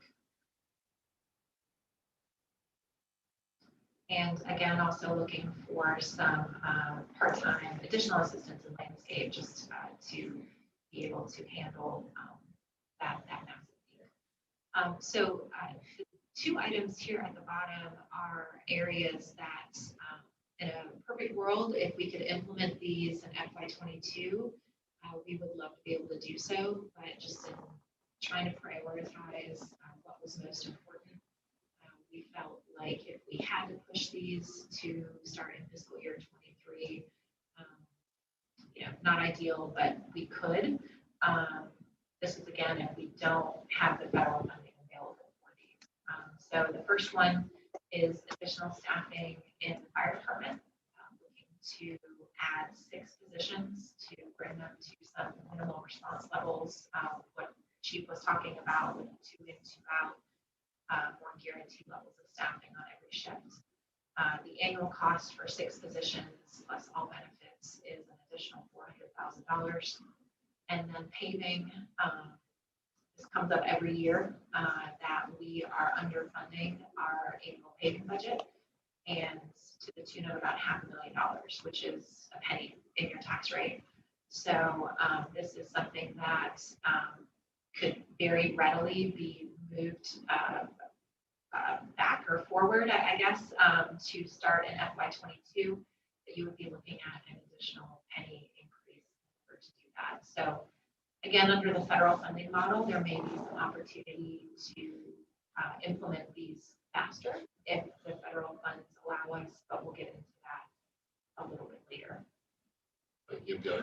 comment, and I know we've discussed this before, but if we used federal funds to pay salaries, when the federal funds go away, then we got this big hole in our budget. And we've laid that out. We'll switch to that here in a few minutes. That does show the relief in the tax rate while the federal funds are funding them. So that's the other way to look at it, is you're able to increase your level of service quicker without having to pass that tax burden on to the business for about 3.5 years. But then you do have to be prepared. You got to pay the piper at some point. Exactly. So, you know, the way that we look at it, not to jump too far ahead though, is that, you know, these are needed increases. And so, you know, pay me now, pay me later. But either way, we do expect that those needs will be coming. And as far as the one-time costs for 23, the fire department has some needed upgrades and replacements in order to sustain compliance with their SCBA equipment. This is spread out over 2 years. You can see it half funded in 23 and half funded in 24.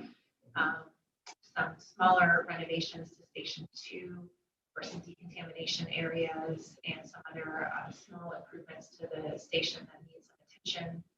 And then the ADA transition plan and then its implementation. This is an area that has kind of been flying under the radar to some degree. ADA has a lot of legal requirements for how our facilities are built, how people have access. And so we are obligated by law to have a transition plan that does an assessment of every single facility that the town is responsible for.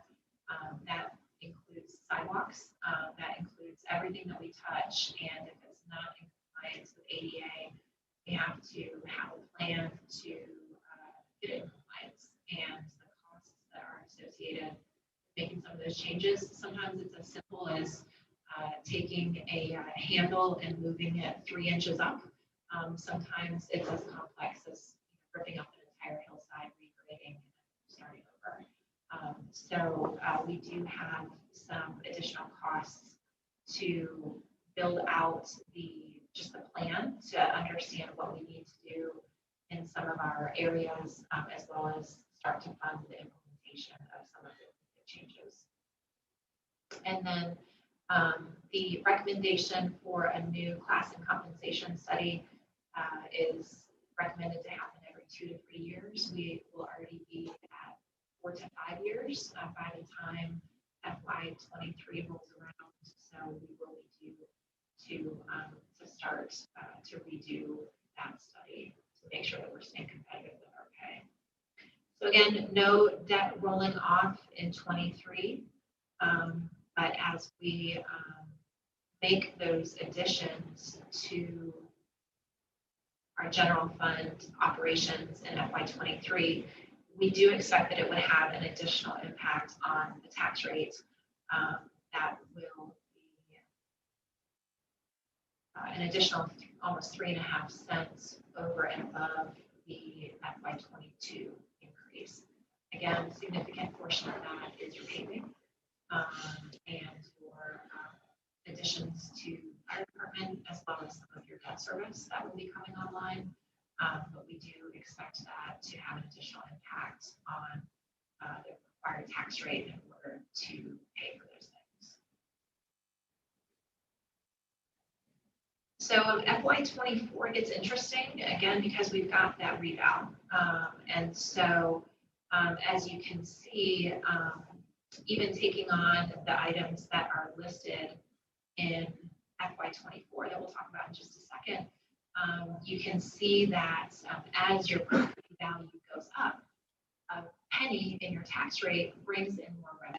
And so you're able to adjust your tax rate to correspond with that and still be able to meet the needs within the operations.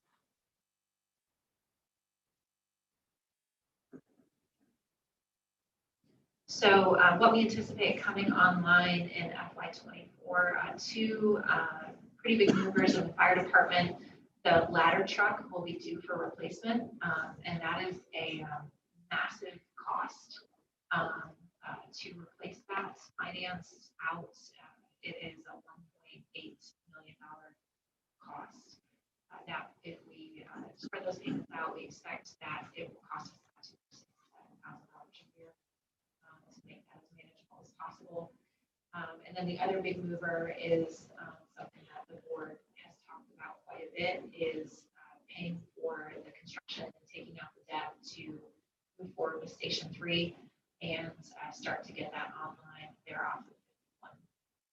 So we expect that we could spread those debt payments out over a 10-year period, but you are still looking at a $245,000 annual debt payment to pay for that station.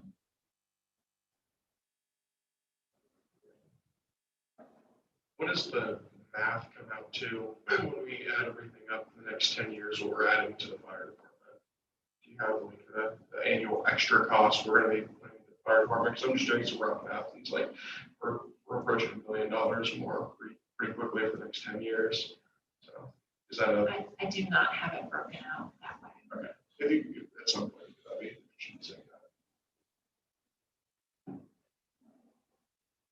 Would that include the capital expenditures, like, like take, do you want it on an annual basis? I'm talking like the next 10 years, the annual cost, not the one-time cost, but the annual cost.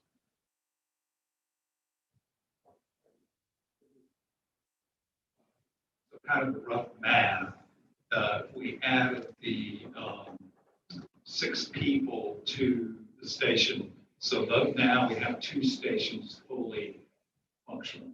Okay. And that's $400,000. And then what happens, we build a station, so you see that, whatever that $250,000 is, and then to staff that station is around I guess somewhere around $1 million to probably 1.2 to staff and operate it.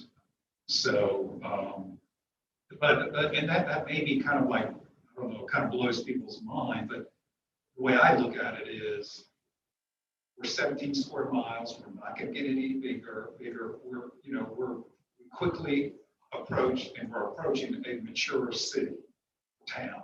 And so I don't see a time we're going to ever need more than the 3 stations. I guess in theory, if you got dense enough, you could, but so that really 3 stations builds out the stations for Matthews for the next 50 years. But we're right in the midst of it, right? We're in the next 7 years, 5 years, we're going to see it. You'd also be cutting the cost of the other one. That's true. It's about $300,000. So and also the $400,000 for the, right now it's like $370 for this keeping the volunteers and paying them $8 an hour. Right now we're getting a lot of mileage on it. That program would go away too. So your net would be about 1.3 billion.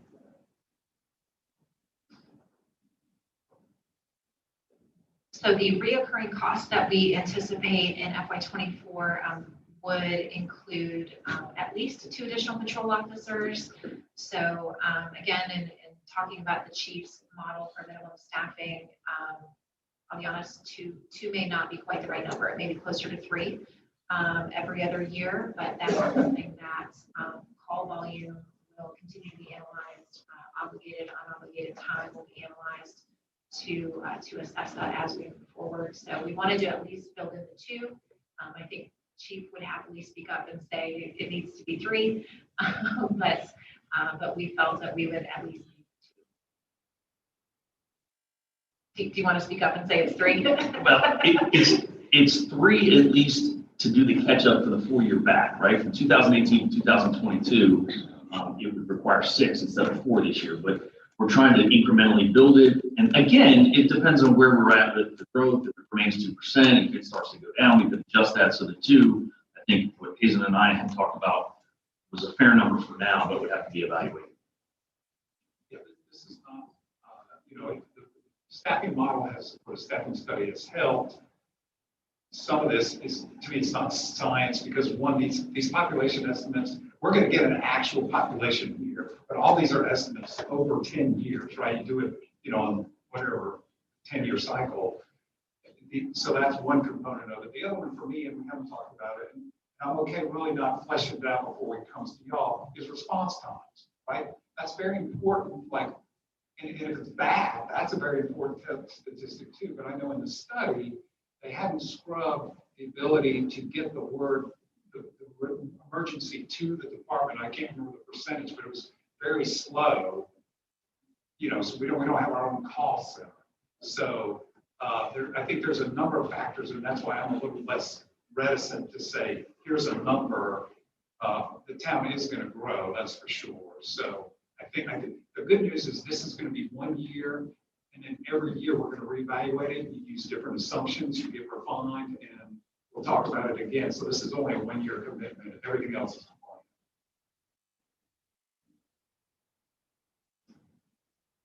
We do anticipate in 24 needing to add to our HR department. So as we continue to add staff, that the number of people in our HR department needs to trickle up at approximately the same rate in order to just handle the workload within that department. And also hopefully be able to transition to some more proactive work. I think you heard earlier that there is a lot of just sort of basic compliance, and there's not capacity to do much from a proactive perspective. So want to start to alleviate and create space for that. Communications, again, as you saw the previous year, we're looking to potentially add a part-timer. We do anticipate the communications coordinator position eventually becoming part-time. You can probably pretty much interchange. You start with moving full-time and then add a part-time later. Do you add part-time first and then move the existing position to full-time? They cost about the same amount of money to do the same things. But we felt like there was value in bringing on the specialist and carving that work off of Maureen's plate and then sort of seeing what's left and making sure that the needs are justified across the board. Public Works, to Commissioner Urban's point earlier, there is sometimes value in contracting work out as opposed to taking on new staff. And so we do have an entry in FY24 for approximately $150,000 in additional expenditures that could be in the form of 3 new staff members who are in the streets division, who are focusing on some of the smaller jobs that a larger paving contract would not cover. Or do you take that $150,000 and put it into the contracted paving budget to increase the amount of work that is done through third parties? So either way, we think that the number would improve and increase the amount of work that we're able to have done to our streets. But it will need some further refinement regarding what's the best way to go, or is it a combination of the two? And then you heard earlier from Jay, as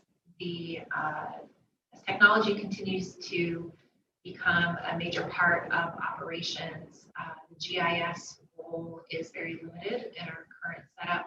And we do think that by FY24, there is justification for a full-time GIS analyst, and they would support the operations of every department, utility mapping, assisting with crime mapping.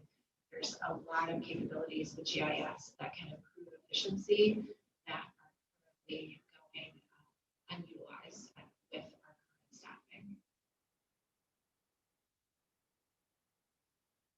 The one-time costs, we talked about the SCBA upgrade being a 2-year process, some small additional changes to Station 1, some decontamination areas need some improving, and then the 2 patrol vehicles, those go along with the 2 new officers, so that's a corresponding increase so that the new officers have something to drive, and then a truck for the street crew to do her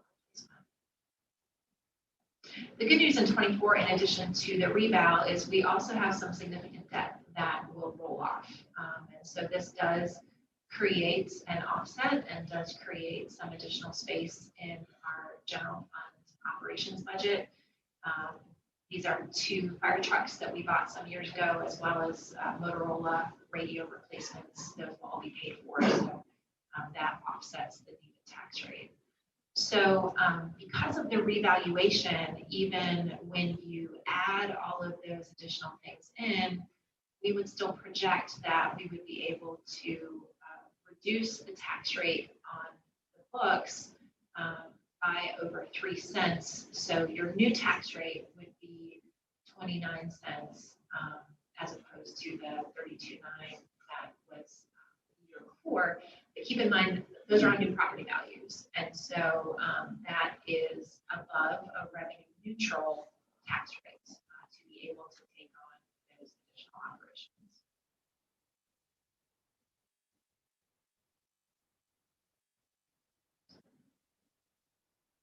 FY25, so this is the year after the revaluation. Just to kind of cut to the chase, we do expect between the natural growth that we would receive from those new property valuations and then the things that we're looking to take on that year, we do not expect that we would need a tax increase in FY24 to take on additional items, which is always good news. So absorbed into that tax rate, we believe we would be able to take on replacing another fire engine that will be due for replacement by that time, taking on the annual cost of those debt service payments, as well as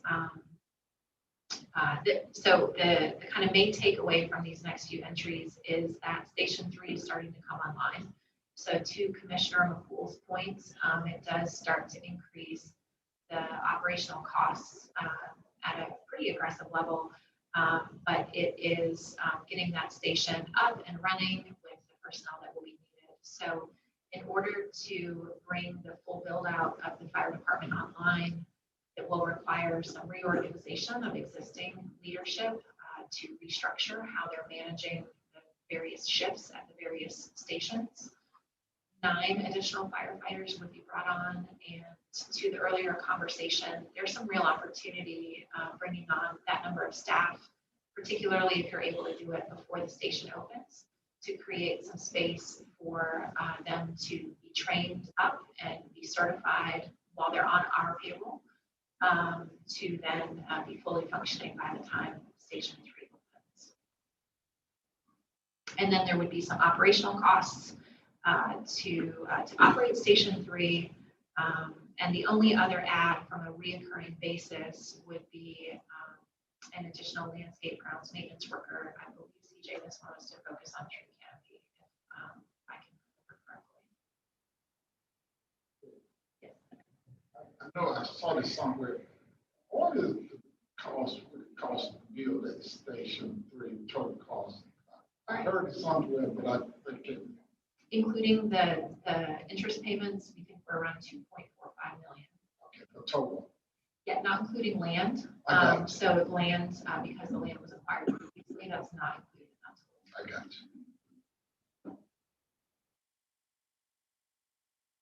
And the only one-time cost that we see at this point would be a truck for the new public works position to be able to get around and do their job. If a Chevrolet gets it funded, I don't know that we would complain if it has to be a Chevrolet. So what is significantly helping the tax rate in 25 is some of the offsetting reductions to our support for Idlewild would go away when Station 3 comes online. So right now, we support them to the tune of about $335,000 a year. So those funds would no longer go to Idlewild. They would be kept in-house to be able to help fund Station 3.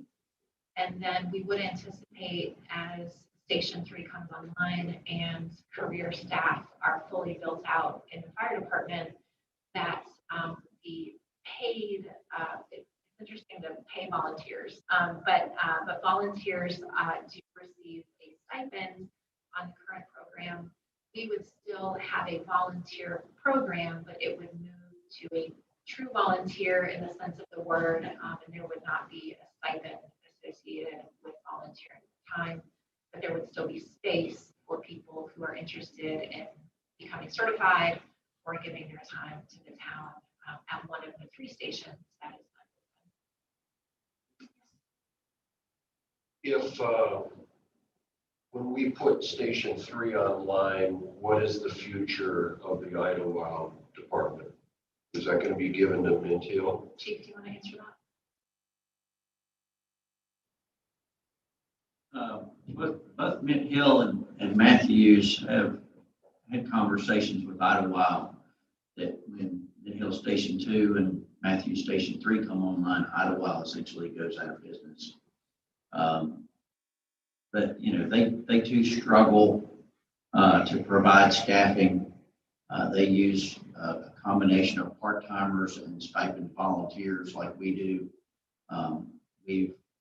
We've committed to make that closure, that transition as seamless as possible, provide a place for those people who are still engaged to be engaged. But the reality of it, when Mint Hill builds their Station 2, we've got double coverage in a service area. Station 3 is necessary to help the Windrow area, Idlewild Road toward 45. So we're shifting the coverage model. Idlewild becomes superfluous at that point. And what hopefully the taxpayers in both towns benefit by better coverage overall. And we've both committed to stop using Idlewild Road as the dispatch line. So Mint Hill would essentially cover calls up by Crown Point Elementary School. We would cover calls on 51 over toward Lebanon Road. It's a give and take. What would be the future of the property? Would it be sold then, and who would get the money?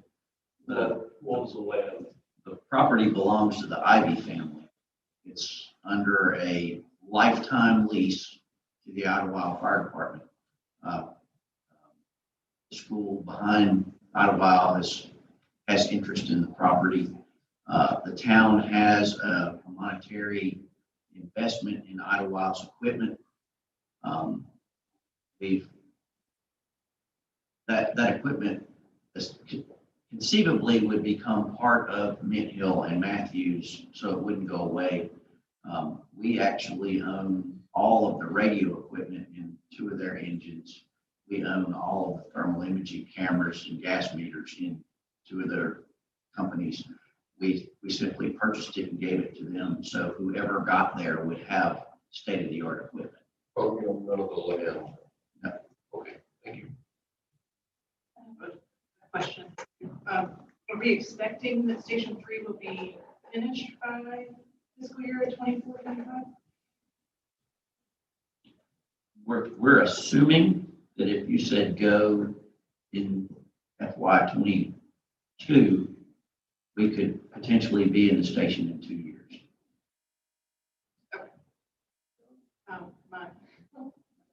My concern is that assuming we aren't going to be funding Idlewild, maybe somewhat premature, but we also have approved, there's 200 apartments coming to Liberty for Royal Park, 300, the new units out at Idlewild Park, plus in 22, school systems building a new elementary school within that realm. We have a lot of things that are happening. If there isn't enough emergency service coverage now, we're going to be in a bad situation if we assume that we won't be investing in Idlewild that particular year.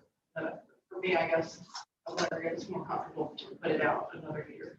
Yeah, it's a great point. So when we were putting together the model, I think the important takeaway to demonstrate this many years away from reality is that there will be an offsetting reduction in the cost to Idlewild eventually. But the exact timeline of what comes online when and what rolls off, we understand that it's very possible there could be a year of overlap or maybe 6 months of overlap that maybe we're not quite ready to give up on Idlewild because we're not fully operational with Station 3. So that could create an opportunity for, say, a 1 year, almost double funding need. But, that's the kind of need that I think you could reasonably, do you look at fund balance? Do you look at some other ways to cover that little spike in cost while you're getting yourself fully online? Because you know that it's going away in the following budget year and you won't need it again. So we definitely know that the exact what comes when is super, super important.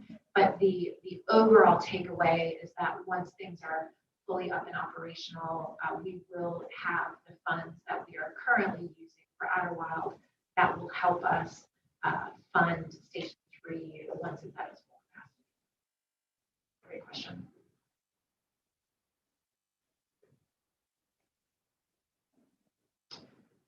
So the final year, and then we will take a break for lunch, is FY26. So this does start to be a little bit more gray as you start to be 5 years out of exactly what your needs are going to be. But we did feel like we still have a pretty strong understanding as we work with the departments and they look at their needs. So we would anticipate after that, the flat year in 25, that there may need to be a small increase into 26.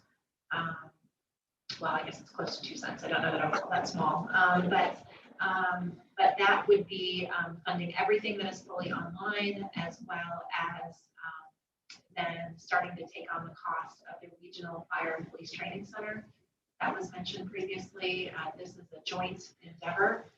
Costs are preliminary at this point, but we do feel like that is a strong opportunity for financing over time. We can definitely extend those payments. When you're looking at building new facilities, it's very easy to take out debt because there's tangible collateral to take on that financing. What we see then in FY26 would be what we would consider the final staffing push for Station 3 to be fully operational.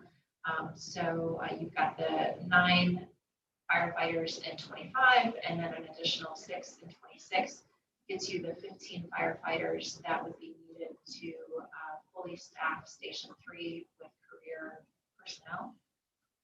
The police department comes up due again for additional police patrol officers to keep in line with the staffing models that we've talked about.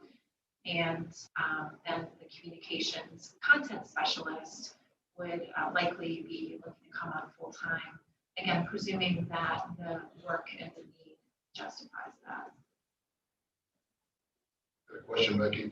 Can you go back to the one that shows all the tax rates for each year? Sure.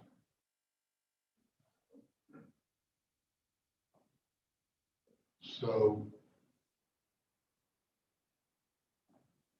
if we look at 21 current, can you just touch on how those are going to be accommodated? Because I mean, is that assuming that ARP money is going to fund if we don't have a tax increase? So this model presumes no ARP funding. I got you. Yeah. Hence the name of the tab, I guess. It's okay. It's okay. So yes, we do see some offsets potentially with the federal funding. You're saying if we didn't have any, we would have to raise taxes this amount each year. Yes, yes, that is correct. What's the model that will kind of fill in that gap quickly enough?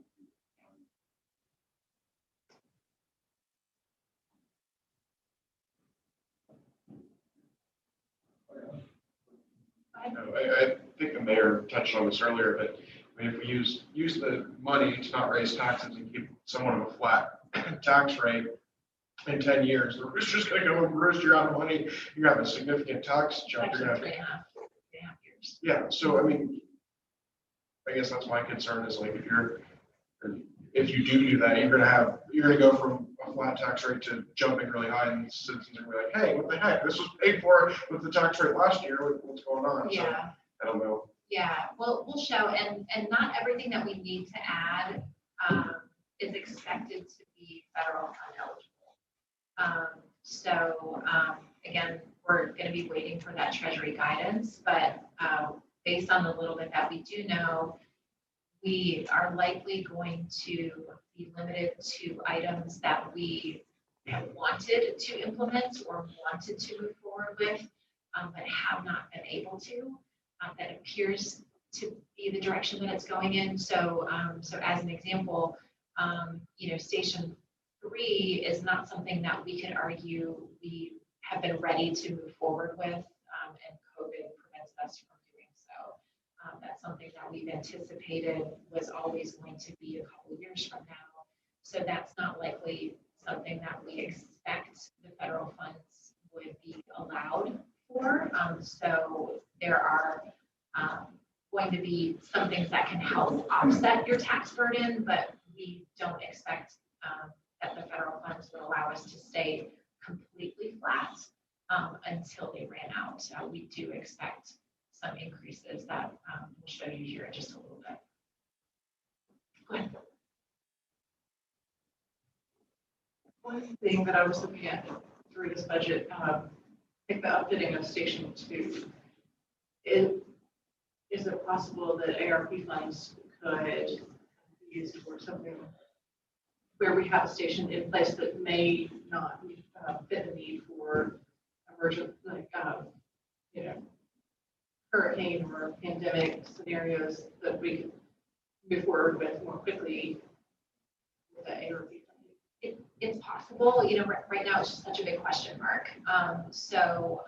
The model that we have laid out that we'll get to in a few minutes related to potential ARP funded items were really what we would call some of the big movers that we're really hoping that the federal funds will help us absorb for at least a few years. I could commit for the entire organization to say, once we get the guidance, we are going to absolutely be maximizing, everything needs to withstand scrutiny, right? The more we can, bring to the board that, move some of these things forward without having to pass it on to the taxpayers, especially if it is a one and done, and then it's not reoccurring some of those items, we would happily spend federal funds if we're allowed to by the guidelines, and then that is something that the board wants us to do and agrees that that's the right use of the funds. We happily take that and then have the corresponding reduction in the tax burden as a result. So the final items in FY26, we will be due to replace 2 fire vehicles. These are our squad vehicles that respond to the medical emergencies, the SUVs that you probably see responsibly flying around town on a regular basis. Along with the patrol vehicles, along with the 2 new officers, we would again need the 2 new patrol vehicles for them. We would also be due for some upgrades to our CAD and RMS system that would bring us into alignment with the county's programming and make interoperability improvements, and then some small increases to IT. Some of our servers and backup data will be due for upgrades at that time. So as this model is built out, we would be anticipating almost a $32 million budget by the time we get to FY36. But the tax rates, again, taking revaluation into account, we expect the tax rate would probably be somewhere in the neighborhood of 31 cents. So that is this model. Again, this is what I would call a strong first pass at trying to lay out the needs, incorporate the expected revenue trends that we will have. We do anticipate we hope that this becomes a living, breathing, working document that is something that you will see frequently as more information comes in, as the years go on. That anytime we have concrete numbers that we can plug in, we'll have that and then sort of continue to trend forward from there. But we do feel like this is a very strong start to growing, building out the operational needs that we have that will require general fund dollars in order to fund. That does not start to touch CIP needs over and above what you have listed here. We'll talk about that a little bit later today.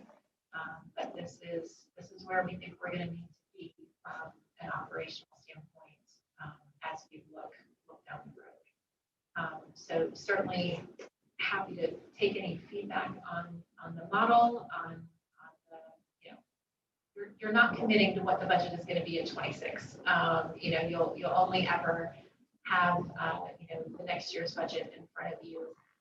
But this is what we expect will be included in the budget requests that come before this board as we move forward year over year, and the justifications that we feel support them. So happy to take any feedback, and then we'll break for lunch, and we'll probably work through lunch just to keep us moving. We still have quite a bit to get through, but happy to hear from the board. Otherwise, we can.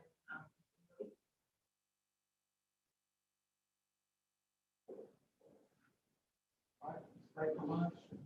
Back there, Lori. Lunch.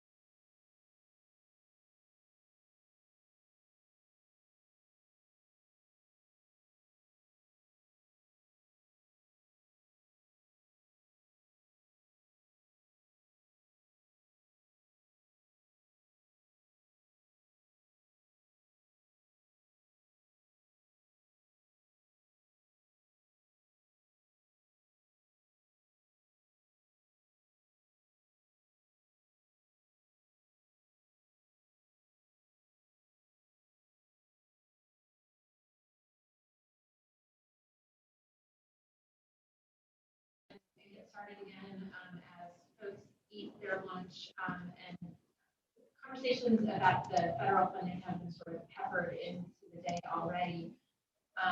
But we wanted to also build a model that starting to look at, well, we know that the funds are coming. We don't have strong guidance on what we can use them for. But in starting to kind of eyeball what we think might be eligible, we thought it would be an interesting exercise to just start to show the board how that may end up being able to play out if the board so desires.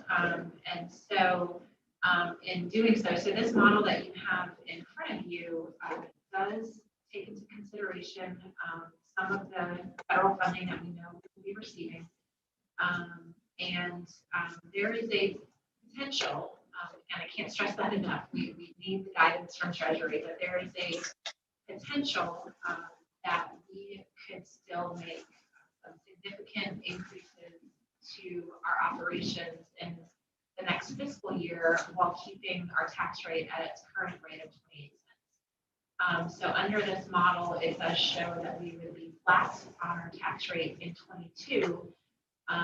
But then I'm not going to go back through these, but everything in yellow has been identified as potentially being eligible for the federal funding. And so what you have here are the exact same things that were listed in the prior model. It's adding our deputy fire chief, it's adding the 4 patrol officers, it's adding the crime scene contract.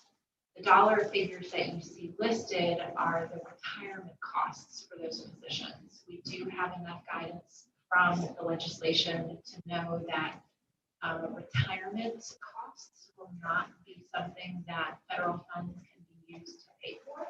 So if you were to say take on a full-time position, you might be able to use the federal funds for their salary, their fringe benefits, their health insurance, except their retirement. So we would still need to fund that using town dollars.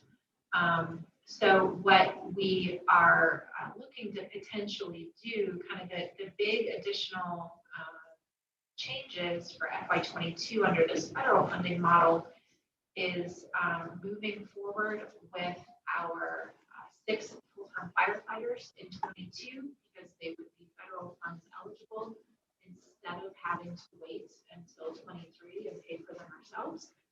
And we would also be looking to increase our paving, jumpstarting that in FY22, using $500,000 of the federal funds to add to that paving budget in 22 to get rolling with those needs so that our streets do not fall further behind.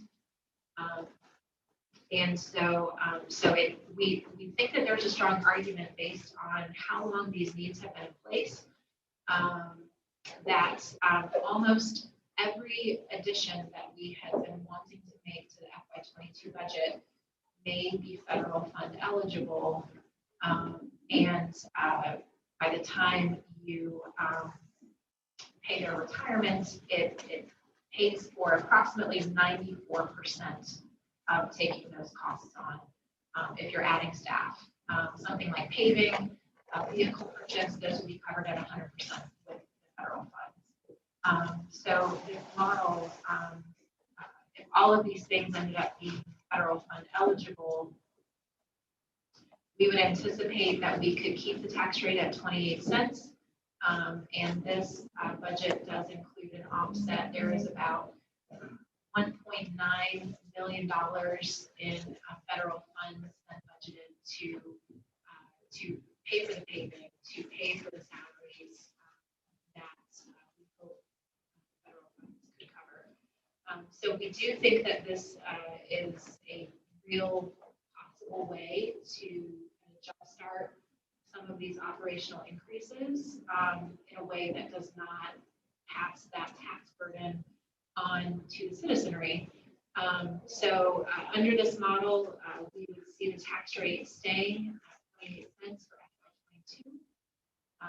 We would still likely need an increase in 23 for federal fund eligible additions. And then we are right at reval. So right in the middle of when federal funds are fully in play, paying for these salaries year in, year out, we would have the reval, which under this model could allow us to be as low as 28% out of that revaluation, still adding all of the additional things that you saw in that prior model are still coming online at the same pace, but it is taking a significant portion of them and covering them with federal funds for the duration of the program, which is scheduled to last through December of 2024. No, that is not revenue neutral. Revenue neutral.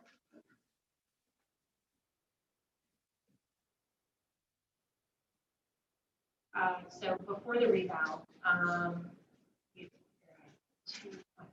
So revenue neutral would be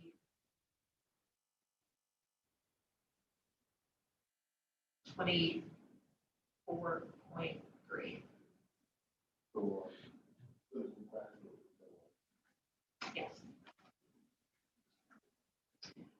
So keep in mind, that's the year that you're scheduled to start paying for Station 3. You've got 2 additional police officers that year, even more funding for streets, all the things that we talked about before are coming on that year. This brings us to telecommunications. Yeah, so that is the 5% pay increase for all positions that will help us be more competitive with our pay. Right now, we're losing folks. We're hiring them, we're training them, and they're leaving. So that 25,000 would be spread out across all of the positions within that division. That is not highlighted in yellow because we don't think we could make an argument that that would be federal fund eligible. So that would be something that is just absorbed into the tax rate. Big. Yes. Now, drawing more of our employees away right now. Union County is one. We did some forecasting. It's been a couple of years, so we would have to redo it. But Union County tends to have higher starting pay, so it's a really good recruitment tool. At least in the past, they were then kind of flattening out, and they had a lot of compression. So once you got hired in Union County, they weren't necessarily moving you up in pay, but it's really good at getting people in the door and luring them away from other localities because, you know, people are seeing what's my pay today. They're not necessarily able to think about what might my pay be in 5 years if they're just trying to pay their bills at their current salary.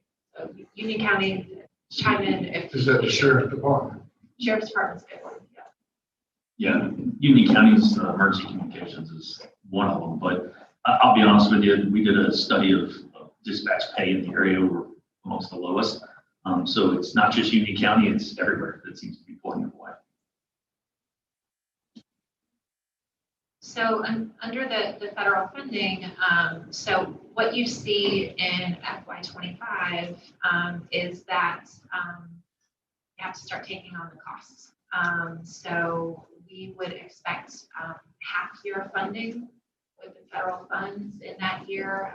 If the federal funds run out in December of 2024, it means that we could pay for half-year salary of the positions that we've taken on during that year, but then we would have to start to fund those salaries for the remainder of that fiscal year. So that does start to put some significant pressure on the tax rate compared to 24. And then at 26, we become fully funding these positions. The federal program is over. Everything is completely our responsibility. So as an example, take that $500,000 in paving that we've had the benefit of the federal funds covering 22, 23, 24. We think we can eke it out the whole amount in 25. So that's $2 million in paving that the federal funds would cover. But then we've got to add $500,000 to our budget in FY '26 to keep up that same level of paving. It would now be at our cost. Becky, when I look at this, essentially, you would be asking our board to institute a tax increase in 22. In 23, 24, that would essentially be another tax increase. In 24, 25, that'd be another tax increase. In 25, 26, it's another tax increase. Is there any way, for what Commissioner Miller said earlier, that we can set a rate and I know the valuation is problematic, but I don't think there's a good desire of this board to raise taxes every single year, 4 years in a row. That'd be probably those of us that were still in office wouldn't be in office long if we raised taxes every single year. So can we do this once and average it, or once or twice instead of 4 times? Do you want to answer that, Adrian, or me too? Okay, could you just, what if you plugged in 28 cents at rebound? Because that'll have a, going forward.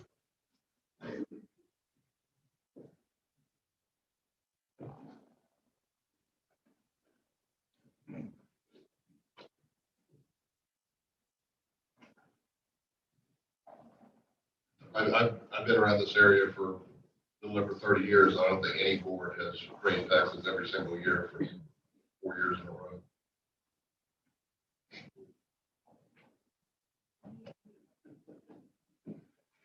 That's an interesting question. So I guess the theory is, could you use reval and offset future increases? So you can kind of hear you saying it's probably the worst word. Yeah, make the reval 20%, 28 or 29.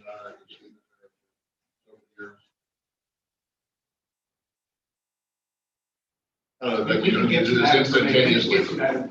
Yeah, I don't think we need this instantaneously, but there probably is. I'm sure there is a number we could institute a reval and do at one time that would hold us for several years.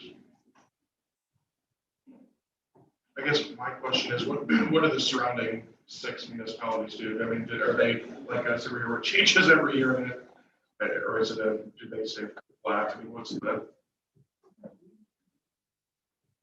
So we are one of the slowest growing towns outside of towns. And we could get that to verify all that, but the 3 northern towns are, well, and also Mid-Hill, they're all growing at a higher percent than we are. Population or Tax value.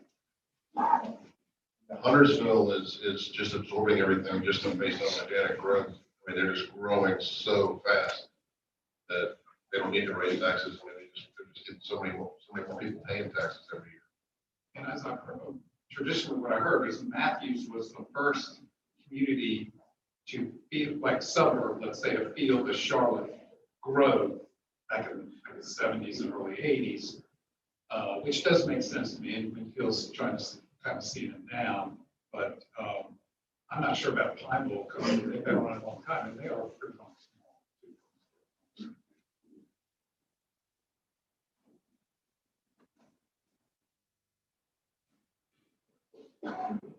That's what's, I think, interesting about this model. And I do, before we do, I want to make sure Becky gets her due because she's worked very, very hard on this.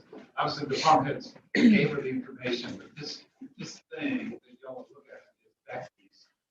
That's great work. It really is good work. And we're going to be able to play with it, for lack of a better word, strategically, right? That's because that's what you're asking is a strategic question and looking out 4 or 5 years instead of 1 year at a time thinking, oh, we're in this bind, you have to raise taxes and maybe other mitigating circumstances. So here's an opportunity to think thoughtfully and plan forward as an organization.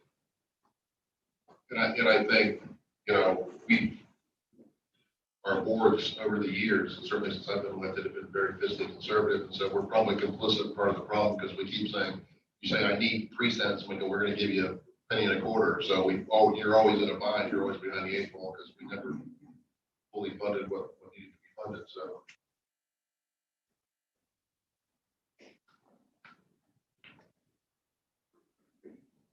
Hazen, I asked you the other day, and I don't know if you had a chance to check this, do we know what the tax rate is in Cary?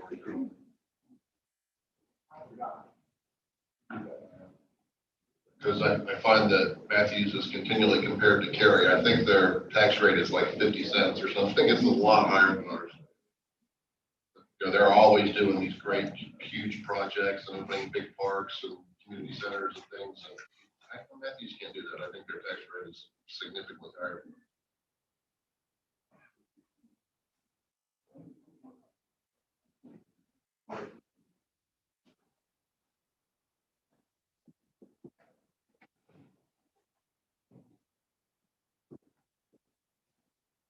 So Becky's joining on that, and I was going to ask you to the Excel spreadsheet. That's a big time kudos to set up that model. Why didn't we have that 20 years ago? And figure it all out. I guess one of my questions is, we don't get out of it. High school, I was in high school, right? But Excel's been around for a long time. So why, I don't like the money throwing the billions of dollars out there anyway, because it just seems like it's a bad thing. I mean, it's going to overheat the economy. We already have problems as it is. And so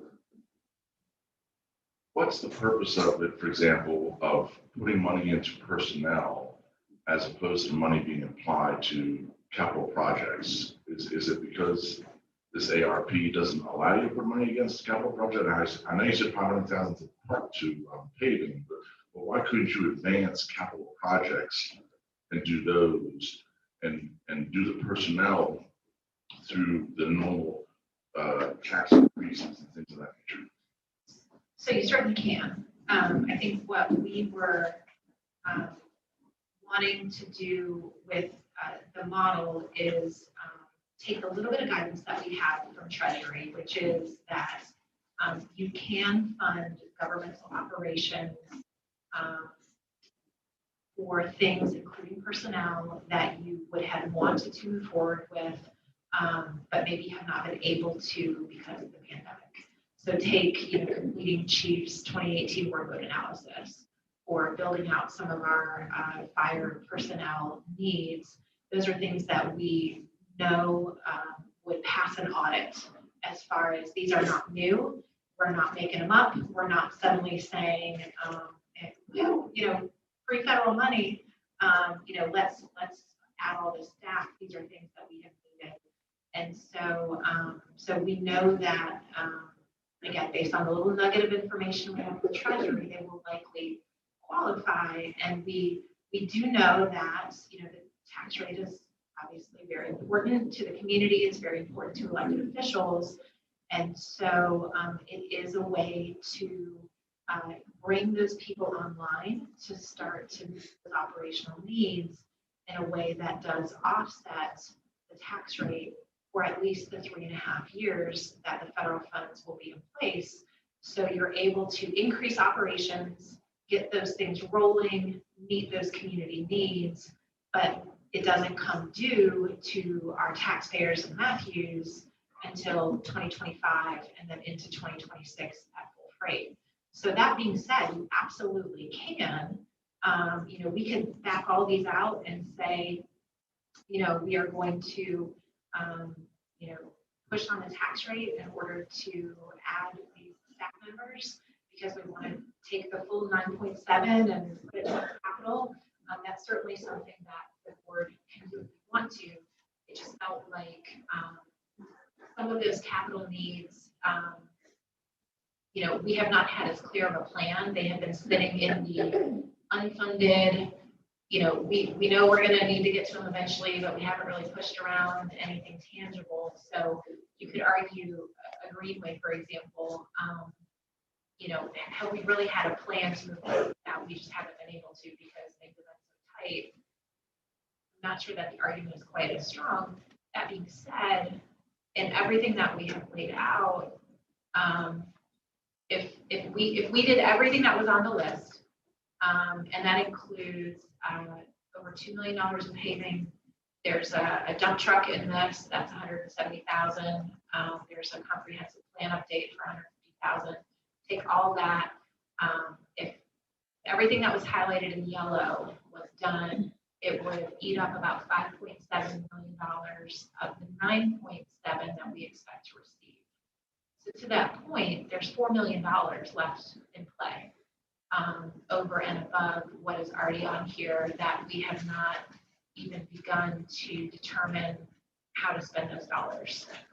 So we want to wait until we get the Treasury guidance to be able to know exactly what parameters we have to work within.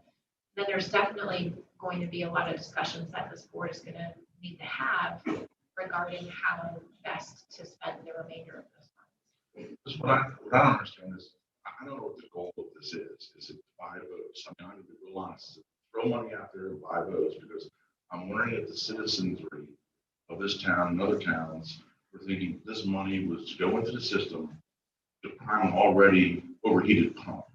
Okay, so I would expect the money to go to paving, so thereby it goes to John Smith Paving, a citizen who employs other people that work on his crew, that buys him the new truck, that then GM builds. See what I'm saying? And so it seems like the capital projects would be what the general public sees as the way to keep the system going. The problem is we've overheated the system. So we're telling CJ to go out and pave, but we already can't get paving because we're already doing so much paving, and it's getting astronomical. It's getting astronomical in cost to do that, and labor costs go and material costs. So we're perpetuating a really bad thing. But I guess my thing is would not capital projects be more the concept behind this? You have the money. What's the best way to spread it around and get the best bang for the buck in getting it back into the economy from that aspect of it? And I guess the other approach you're taking is, well, what's the best way to get the personnel, staff, and operational of the town solid? So I guess the bigger question is what do the constituents think that money needs to go to? Because it's their money. It's my money, it's your money, it's her money, it's Ken's money, etc.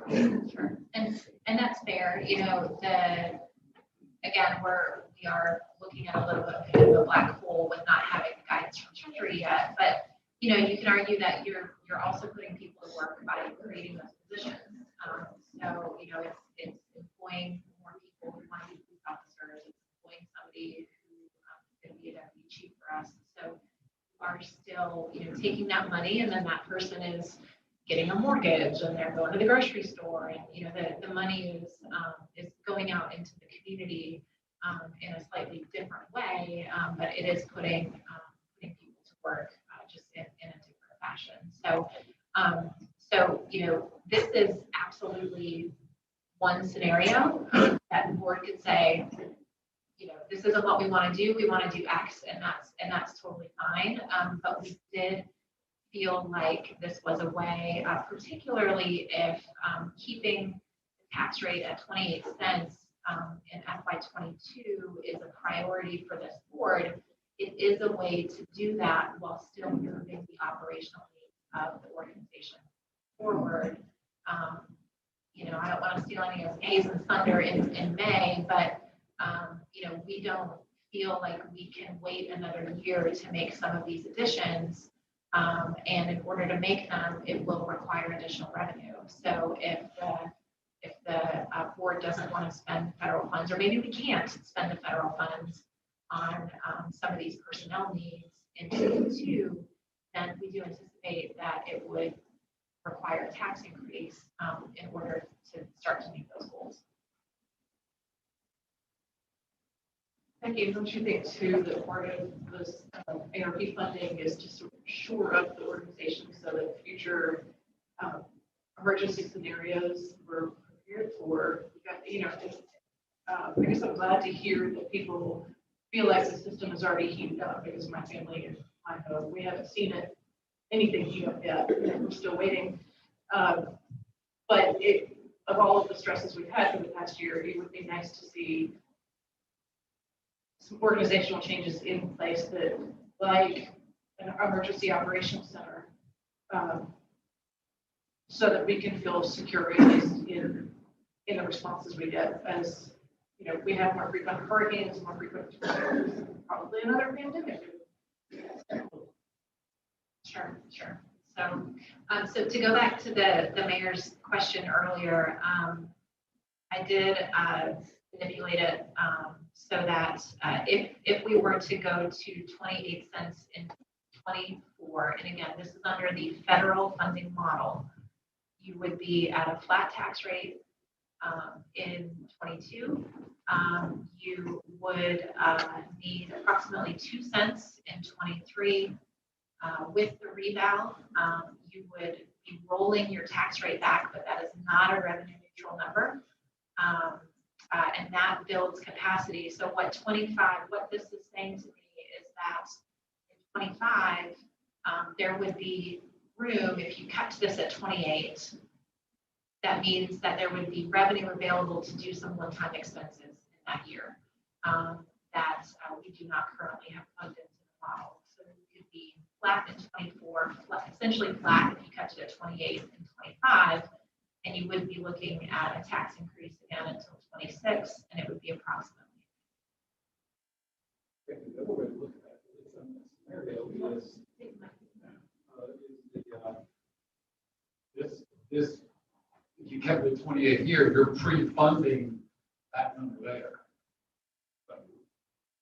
But just know that equals a 20%. People will point that out. You say, look, we're keeping it flat. So they say, yeah, but what you're doing town-wide, it averages out to a 20% tax and 20% property tax increase. And people will say that. That's fine. I mean, it's obvious that at some point we're gonna have to raise taxes, but I would prefer to do it once rather than every year. I mean, if you want to see a couple of us hanging from the flagpole up front, I mean, as elected officials, we just practically cannot raise taxes every single year for 4 or 5 years in a row. Just can't do it. But keep in mind that we have not raised taxes the last 2 years. Is that right? We've been at 28, 20, 21 to. My personal preference would be like to see that number in where you had 28 initially, to 24. Or 23, I think that's where you went to 28. Just like make that like 28.5, and then we can hold that tax rate for 3 or 4 years or 5 years. That'd be awesome. Yeah, I don't think we're fooling anybody. I mean, they're going to know that their taxes are going up when they do the rebound. But not everybody. I mean, some people don't even know in We should be transparent and let people know what's going on. But if there's an expectation of the quality of life here in Matthews and competent, fast response times from police and fire and EMS and all that, we have to have the funds to do that.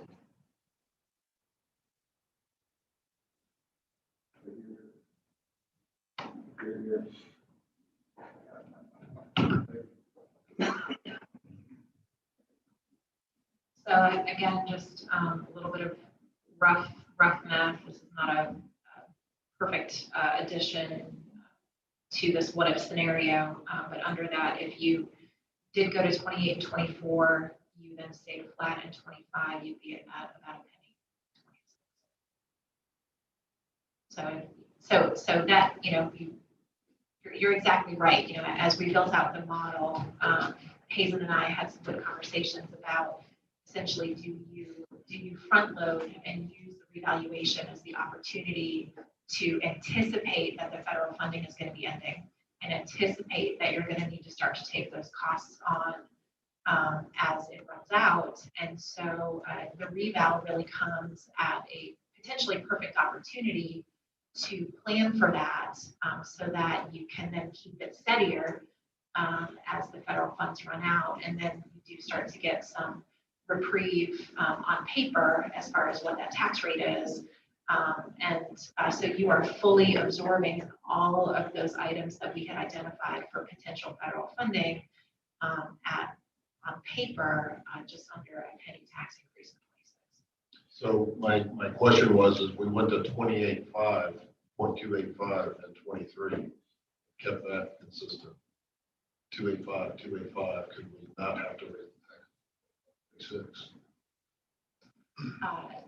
That, And we can't get all these. yeah, and I would Gymnastics. I would say the issue that you've got in 23 is how many things you're trying to take on in 23. So to carve a penny and a half off of that, it's about $750,000 in the things that we're saying we want to bring online in 23. We can't touch the debt. The debt is coming. So it would be looking at the things in 23 and cutting $750,000 from these expenses. I was saying make it 28.5. In 23. In 23, instead of 0.280, make it 0.285. Have a number. You're in 22. We're starting with the first year, right? Yeah. Than the other year. Yeah, this is, Okay. yes, yeah, I'm sorry, so you're referring to 22. So I thought what you were saying was if we don't raise, we can do the budget without raising taxes for 21, 22, if we use the ARP money. You're saying in 23, we're going to have to go to 30. Can we stay with the first year? Right now, we're in 2021, correct? We are. Okay, so I think what we're referring to is the initial year, the July started.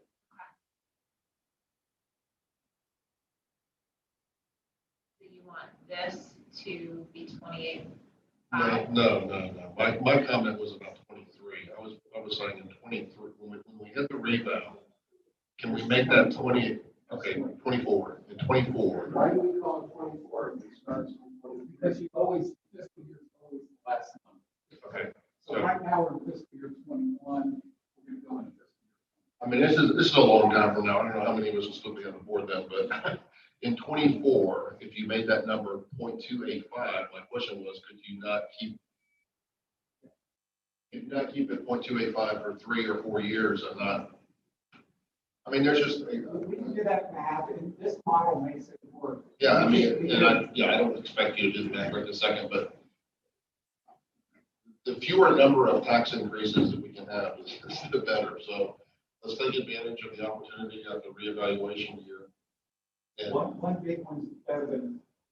from my perspective, I'm a one person. Yeah, I agree. One big one, but it gives you time to prepare. It gives you all these years to talk about the quality of life, the amenities, the town, the whole nine yards, and to work with the general public to understand that we're going to have to make a critical component change here. And the reality is, even we're still the lowest in all these municipalities.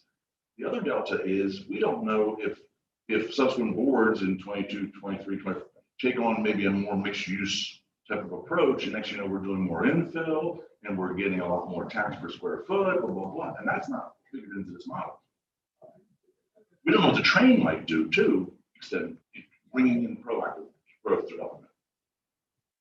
What's interesting to me about this is I think we've all seen towns that at one time were great and they're not great anymore. And to me, I wonder what happened, and I think for us, the thing at the end of the day, what we got to offer is our quality of life. And I do think the danger is if we're too cheap, that suffers because we don't have anything to offer. But if it's greenways and parks and special events and a police and fire that are doing their job and staff that is meeting the needs of being responsible and we have nice streets. And so I think that's where we really, or all of us, have to be careful. I do think we can cheap ourselves into becoming a mediocre community that 15 years from now is like, Matthews, or you got downtown, it's vibrant, people are walking around, they're getting around outside their cars. And I think we're kind of at one of these important junctures, like, what are we going to be like 15 years from now? Because the metropolitan area is going to continue to grow significantly. I agree with you, Hazel, because I really think one of the reasons that, and I know that the downtown is alive and vibrant due to the pandemic, it's everywhere. But if you ride around small town in North Carolina, they did. We're not. And, you know, I look at taxes a different way than the mayor does. And I know nobody want to raise taxes, but at the same time, when I'm thinking back, Matthews was 26,000 population, now 34. And the things that has come to this community, I look around and I'm amazed at the stuff we have in this town. We're growing, and I know people hate changes, but change is inevitable. If you live, it's gonna change. You know, I used to have an afro.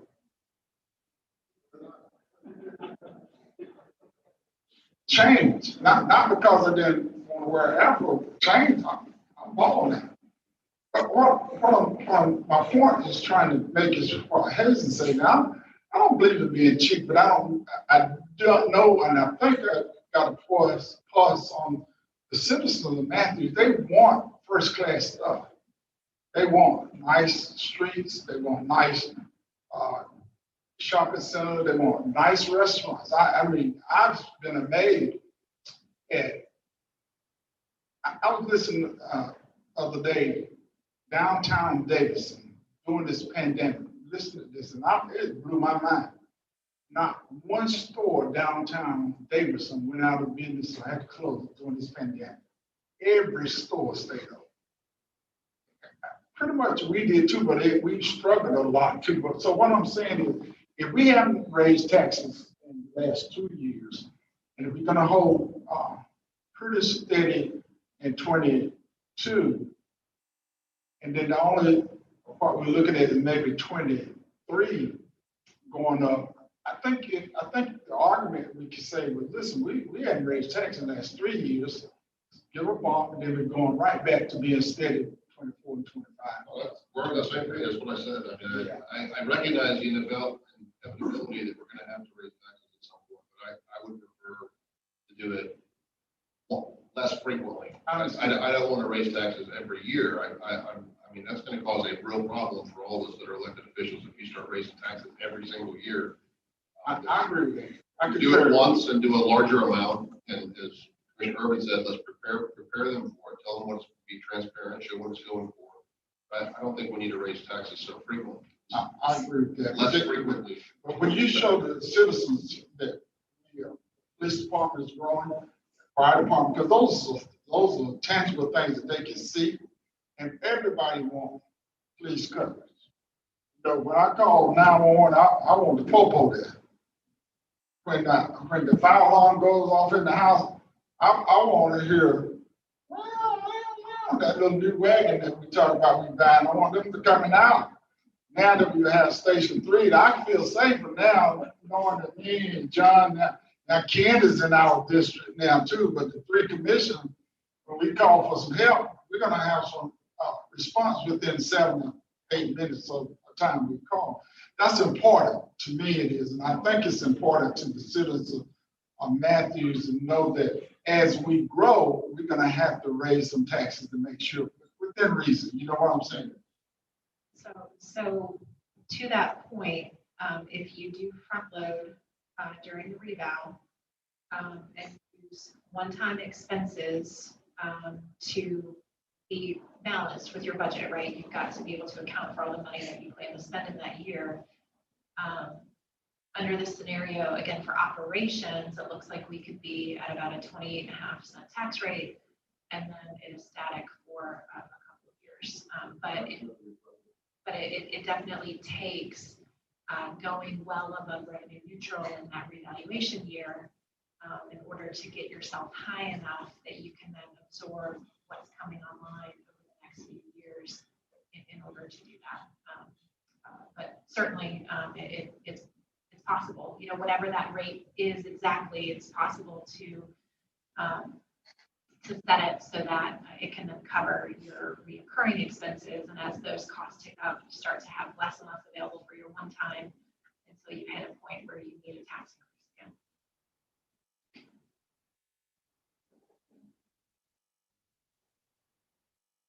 My argument is the same for the last 10 years. If we were at 28.5 or 30, because years ago we were at 33 and a quarter. Okay. If we stay at 28.5 or 29 or whatever balances the books on any given year, and we leave alone the reval, stay at that fixed 28.5 or 29, the value of the home would go up. Yes, we make more money.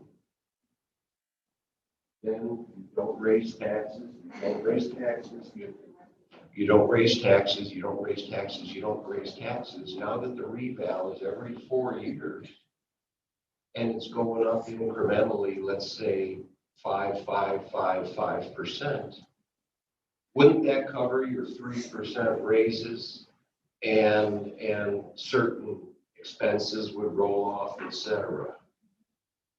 Budgeting can be a whole lot easier if you just stay based on the property valuation. That's the beauty of this thing, is the board can take that 4-year look to say, guess what, in 3 years, keep it at X rate. In 3 years, we're gonna add these people. So y'all, you can defend to the citizens, here's why we're gonna keep that. And our intention is to keep this rate for the next 4 years. And here's the spending plan in the next 4 years. So I'm not necessarily saying I disagree with what Commissioner Miller said, but we have to be cognizant that if you did that and you kept saying it was 29 and you kept it 29, and your house went up 20%, then you're going to get a 20% tax increase. What you pay is going to be 20% more than you paid the year before. Now, that's not your entire tax. That's true. That's true. Mine is $450 on my house for Matthew. Can't hear you. Jeff needs a microphone so that they. Okay, well, like my tax bill, let's say, is $1,600 and change, $1,700 and change. I live in a modest home. But only 460 or somewhere in that neighborhood is the Matthews. So will it go up $100 every 4 years? That's $25 a year.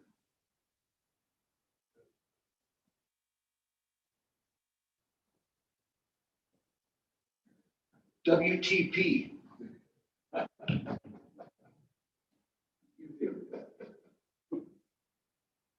So, the bottom line is that the model helps us start to visualize that and start to run these what if scenarios and to see, what keeping it at that rate allows us to do versus not. So again, we just wanted to bring this to you as a potential. The timing of the guidance from Treasury is coinciding with when the budget presentation will be made. So it is quite possible that the budget will be presented before we have guidance from Treasury. So we have to move forward with the presumption that there's no Treasury dollars in the FY22 budget, and that's probably the way it's going to need to be presented.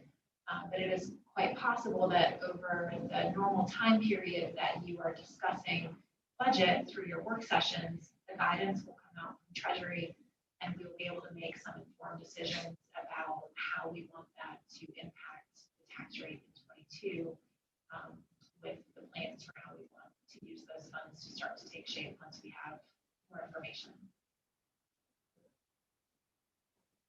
So just to be, I see the mayor shaking his head. So the managers, unless we get guidance from the feds and say, guess what, all these things y'all are theoretically talking about today, that could keep it at 28 cents. So it's very possible, in the absence of that, it's very possible the manager's proposed budget would show a $0.015 increase.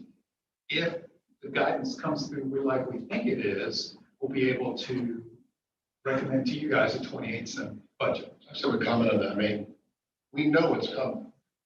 Yeah, but we don't know We what. know the money's coming. But we don't know what the guidelines are. I am aware from everything that I've looked at that they're trying to be as flexible as possible. I mean, I think it's being overly conservative to say we're not going to get any money. I mean, we're going to get millions of dollars, I feel certain. No, we're not saying that we're not going to get money. We know that we're getting the money. It's what are the rules for how we can spend the money. So for example, if the rules prohibit us from being able to use it on personnel, let's say they say you can't use it on reoccurring salary expenses, then we can't add 4 police officers and we can't add a deputy chief in FY22 at a 28-cent tax rate.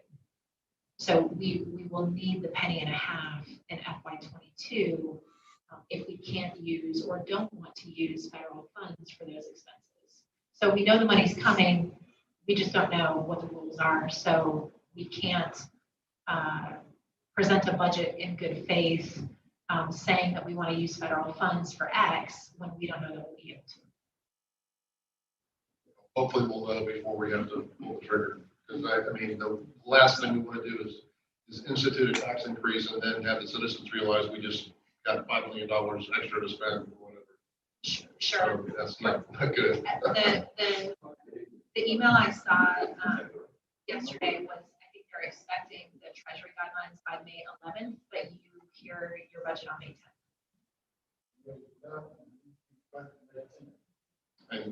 Motion to defer. But just remember too, you know, the Treasury guidelines then also need to be interpreted. So we just don't know how clearly they're going to be written.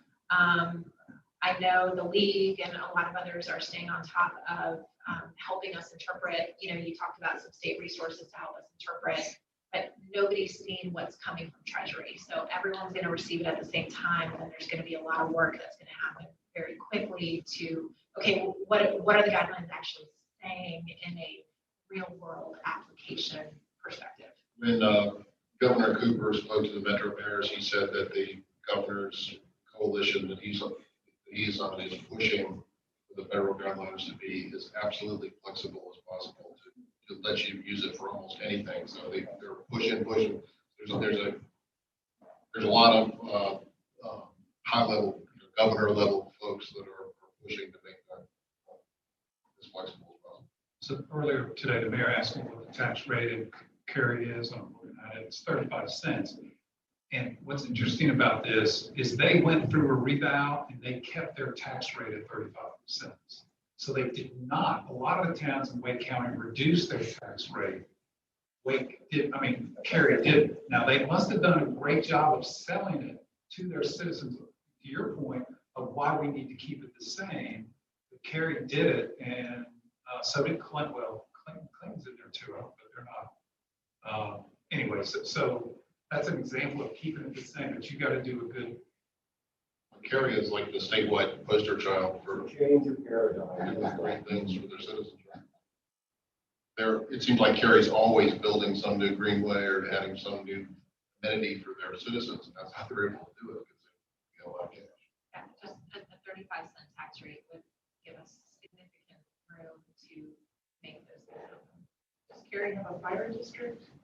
They got fire department. Looking at the few webinars that I've tuned into on ARP funding, it feels like a lot of it is supposed to go to health and human services and things under the county purview. So are you getting that same impression now, or are you feeling like there's more flexibility than human services? So the way that we have seen the guidelines, it's that, you know, the funds can be used for any of the following. Health and Human Services was one of the things listed. Obviously, that's not something that is under our purview. So where we have focused is some of the wording that talked about government operations, revenue replacement for revenue that we have lost, that we can document. We would be wanting to add some funds back to fund balance, tourism fund balance to offset some of the lost revenues. So because that's not something that we focus on, that's not something that we would expect would be any kind of a mandate or requirement for how we use our funds.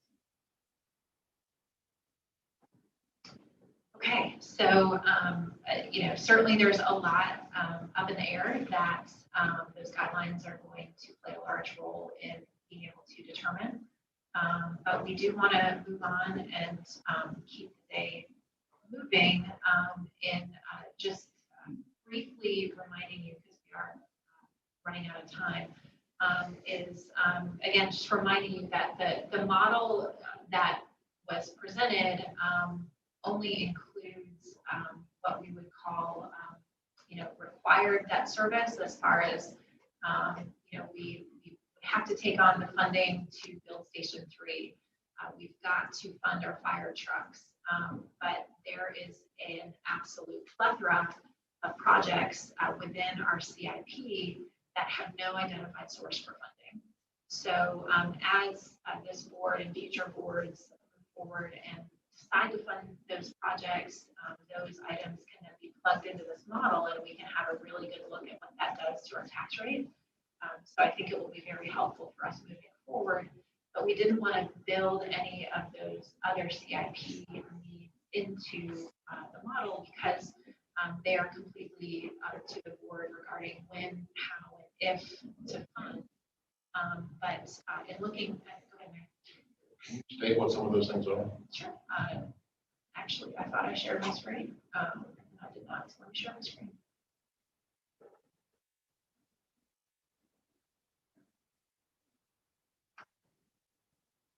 So, so anything that is listed within a year has a funding source identified, with very, very few exceptions. So if it is, as an example, McKee segment A, it's $2.1 million that's coming in FY22, but we have the Windsor Run funds to pay for that. We are covered. We are in good shape. Not a problem. But anything that is in the right-hand column on these sheets does not have a funding source, and is really a TBD for this and future boards to determine when and how to fund. With the exception of some of the transportation betterments, NCDOT's funding issues have thrown a lot of that off. We thought we had started to be able to plug in when we could expect to have to make some of our cost share contributions to NCDOT projects around town. But all of that has been shifted, and those have all been plugged back into a TBD, future years column, because we just don't know, or in some cases it's going to be as late as FY31, which is beyond the scope of this listing right now.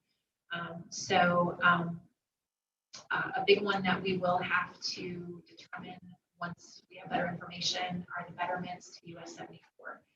That is going to be a significant cost that the town has agreed to shoulder. I think some of their formulations may or may not help us in offsetting some of those costs. But as it stands right now, we may need to be figuring out how to fund over $5 million in cost share improvements just associated with that one project. That, as it stands right now, we have no funding source identified. We do not have a direct plan in place for how to meet that expectation. That is going to be a big one. Yes. On the transportation part, back when we were talking, I know I brought up the intersection of Crestdale and Charles Street with the railroad track for those trucks. And we talked about adding that to this transportation list to raise Charles Street so that I like to see that put back on there. I think we did announce them. I want to thank the cost that, because Susan and I was talking about, I was thinking like $300-some thousand, maybe $350. That sound right, CJ? It's the raised Charles Street right there at the end of Crestdale. Yeah, I think that was correct.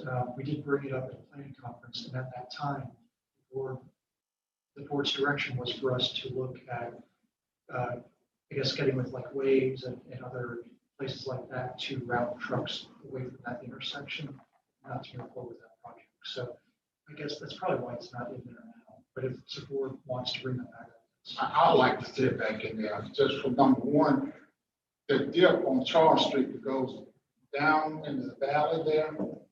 I'd like to see it at some point because there is a 100-year flood. And I know I've seen it twice in my 24 years there.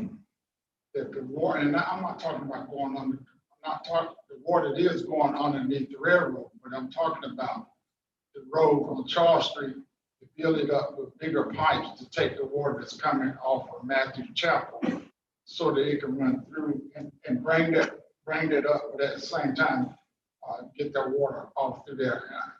I would like to see that added back on there, just to take care of that dip as well as, because GPS still bring those trucks through there.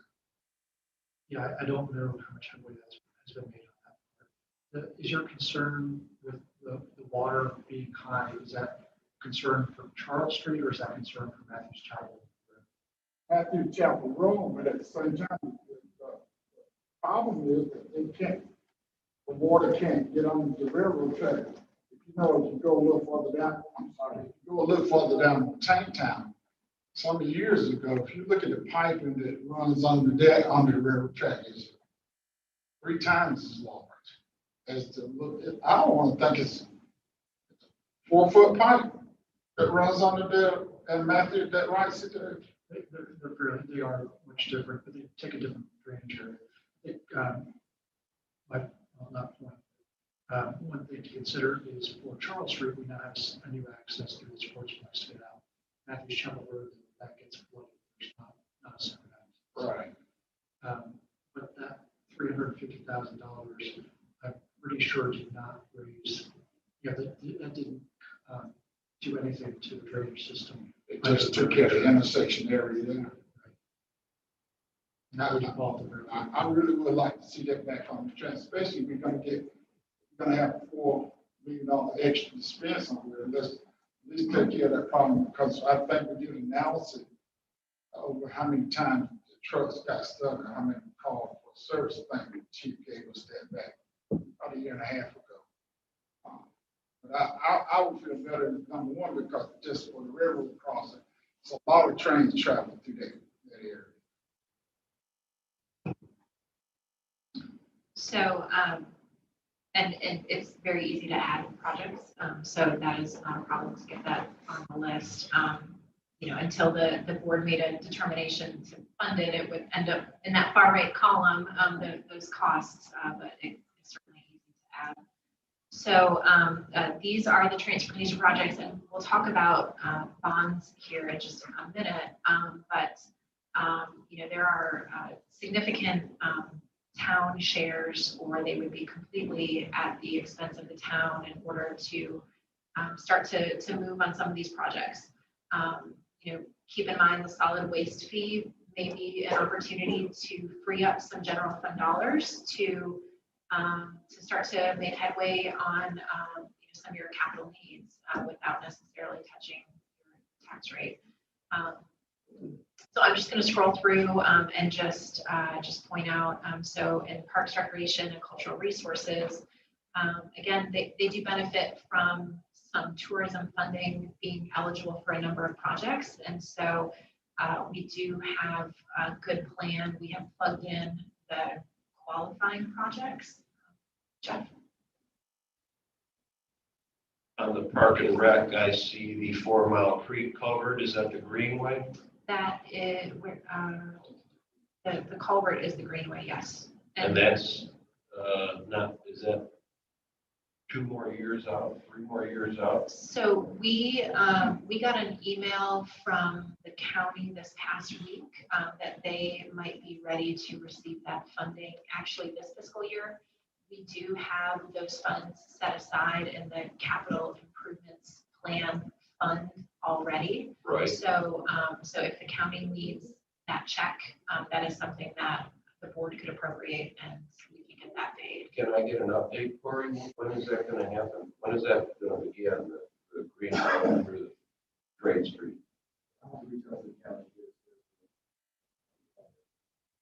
So originally it was going to be in tandem with the widening of the bridge. Now we're 3 years later, and it's 2 years away.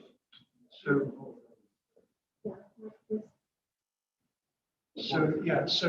if you remember, Well, I guess at the very beginning, they were talking about doing 10.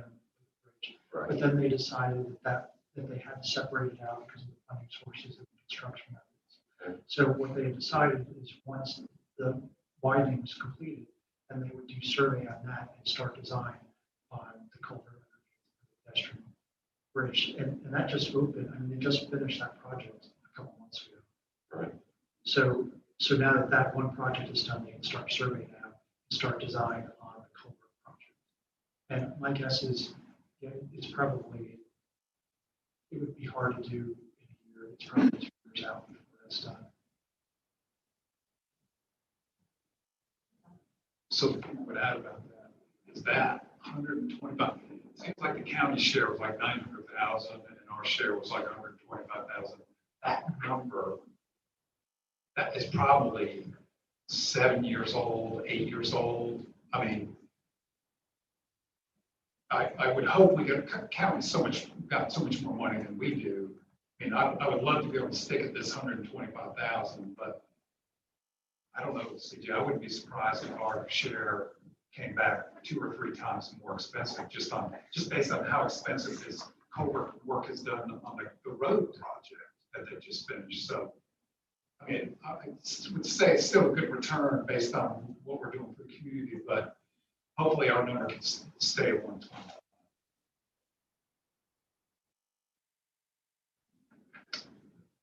But again, you start to look at these lists, when you move over into that far right-hand column, these are projects that staff have identified as being a benefit to the community or potentially needed, or board members have identified these potential projects. But if it's in that right-hand column, there's no funding for it presently. And so the ability to absorb some of these costs would require us to be over and above those operational tax rates that we were looking at on the other model, or you're creating available funds with your solid waste fee. Bond referendums are always a good opportunity with some of these to kind of check in with the taxpayers and see if they want us to fund them. And if they say no, then we keep it in that far right-hand column and we move on. If they say yes, then that would create the capacity to potentially be able to move on to projects. But again, the important takeaway is all of these projects just sit idle, and the years pass, and there's not going to be a natural growth opportunity that we can see that would magically create the available funding to start to move on these projects. So, our best suggestion is if there are projects that are a priority for this board, or the board wants to move forward on certain projects, is, we need to start to identify those, and then we can bring you options for how to crack that nut. Is it solid waste fees? Is it a bond referendum? Is it just a tax rate increase? But how do we move forward to actually start to check the projects off? Because right now the list just keeps getting longer, and we're not able to move on them. And the costs also go up. Most of these are projected out to a 2025 cost estimate, but that tends to be arduous at best in being accurate, just with the fluctuations that we see in the cost of construction. Just have a quick comment. I would think that some of the low hanging fruit, we could check the box. So when you've got some projects on here that are $6,000, the all abilities playground's pretty important. That's $100,000. I know the big ones that are, $5 billion and $2.2 million are arduous to say the least, but maybe we can take a couple of the lower ones on lower cost. Because we got to prioritize them, but as you say, the list just keeps getting longer and longer. We're not going to magically come up with $5 million, but and 50,000. And we have done that prioritization process at the board calls. Feels like a lifetime ago, but all 7 members have filled out your prioritizations that we'll look at in just a minute. So some of that work has started to shorten the list to identify which projects might benefit from additional conversation and potentially moving forward with, and which projects we would just say, we're going to keep them on the list, but it's something that we would worry about a number of years ahead of time. Is it your estimation that none of these projects will be eligible for ARP? I think, again, those guidelines are going to be key, but I think you could make the argument, let's take Commercial Halsey Park as an example. That's one that we have talked about and had plans for and, wanted to move forward with, but I think the cost has always felt overwhelming to boards as far as taking something like that on. So it's very possible that something like that. I have a question about the sidewalk gaps. So $3 million price tag, and does that include adding public works staff? Is that number just for construction materials? That was just construction materials. And there wouldn't be a difference whether we're contracting it out or doing it in-house. So cost-wise, it probably would be, we could probably do it cheaper, but we don't have the capacity to do it. We don't have the to do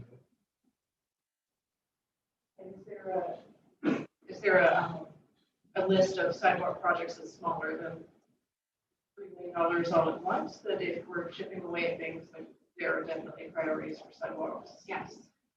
Yep. That $3 million was a total cost. As an example, if we were going out for debt, or if we were putting it on the ballot for a bond referendum question, you would want to group them together to get your total high enough to make the bond process worthwhile. But that $3 million is, I can't even remember how many projects Susan and staff identified, 30, at least 30, probably 30 projects. So yes, some of them are big chunks of the $3 million, and some are really, at the end of the day, a very small cost to fill in that gap. There just happens to be so many gaps around town that when you put them all on a list, it does start to be a fairly significant number. But to your point, we could absolutely start to chip away and lower that total and make a difference, at least in areas that we prioritize and are able to get to. On the public safety side, keeping up with our fire apparatus and keeping them in compliance is really the majority of what is on this list at this point. So we do feel like we've got a pretty good replacement plan laid out in order to have the trucks where we need them to be. But these obviously require debt financing and then being able to absorb those costs into the budget. Because it is fire apparatus that keeps us in compliance, and the trucks have to be able to start when we go to turn them on. Some of those you'll notice were built in to the forecasting model, because we do expect those to be more of a must do, if you will. Whereas a greenway, technically, if you wanted it to sit, you could, but fire trucks do reach a point in time where that's just not an option. That being said, we want to make sure Corey gets his greenways at the same time he's over there giving me the side eye. So.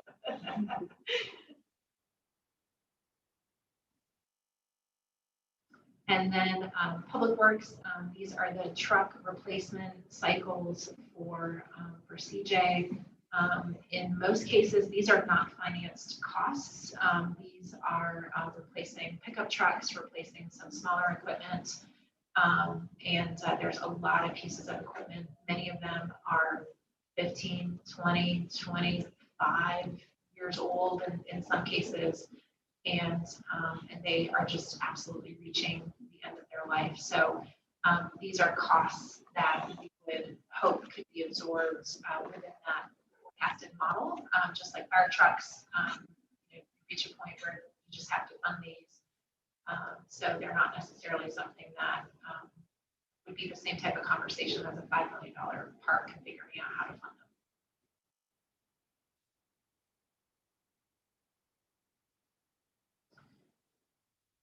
And public facilities, we do have some plans in place to be able to replace our chillers and our generators in the next few years.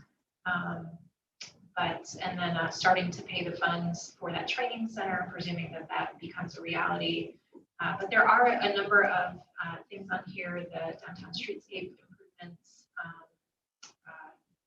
have not been addressed. The fire station is on here. We've got to bring that online. That should actually be listed out. We'll make that change. And then there's some items downtown that we have talked about. There's varying opinions on what to do, how to do it, if to do it, related to parking. Do you build out the parking lot behind the new Fullwood Market? Do you go the parking deck route at some point? There's a lot of outstanding questions that would need to be answered, and those would be significant budget pressures if we decide to move forward with those. And this just totals sort of our known costs, but again, when you get down to be determined, across all areas, we've got about $32 million in projects that we certainly don't expect to move forward with all of them anytime in the near future. But that list is only going to get longer if we don't start moving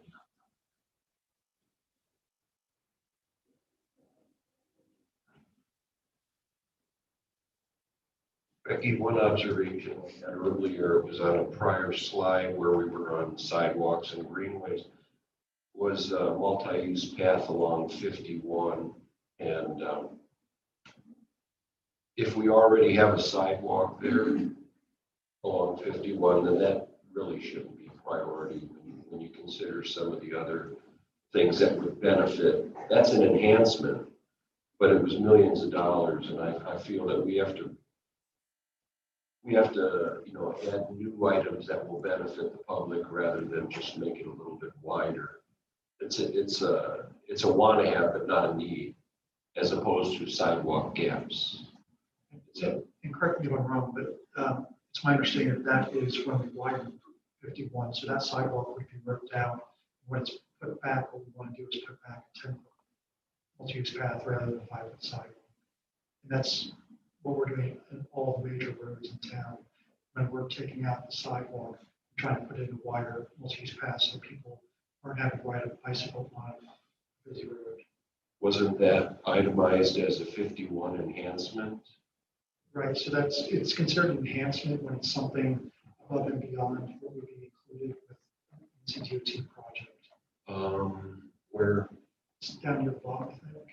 Better. It was the first line on the top. I don't know if it was this slide, the next one, or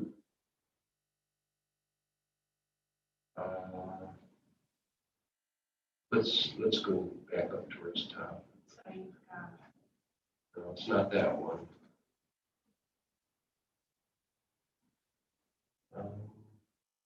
Is there one before that? Are you talking about this one? These right here? No, that's the betterment. There, it was, I thought, a 5 million up at the top.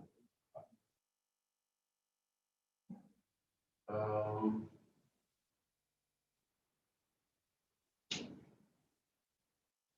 not sure. It could be what you'd seen that's on the left-hand side. There's the 4,900,000. That's not our cost. Our cost is on the right-hand side. Yeah, but it didn't say betterment. It was a multi-use path on 51, I thought. And if I'm mistaken, then I'm sorry. So, probably right here, Jeff. Yes, all right, 3 million. If we already have a sidewalk, we don't need that. So that is on the no-bond side of 51, where there is currently no facility. Okay. And that is the and we've actually committed to that project within CDOT. The board has committed to the 600,000. I was thinking it was going towards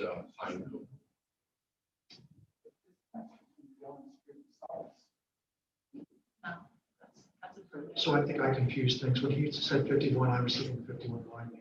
This is a multi-use path that's in front of no bond that we tie into the Carolina Fringe. That's 600,000. 5969. That's the continuous flow line that's been delayed. No. Hazen 5763 is up here. This is Sardis and Monroe. So the road projects generally start with the U. That's an EB, which is a environmental, I can't remember what it stands for. The other one's EB, which is not roadway related. But we have committed to the 600,000. The board took that action and committed to paying that whenever the project is completed. So what we want to lead into then really briefly as we want to wrap up here for today is up here.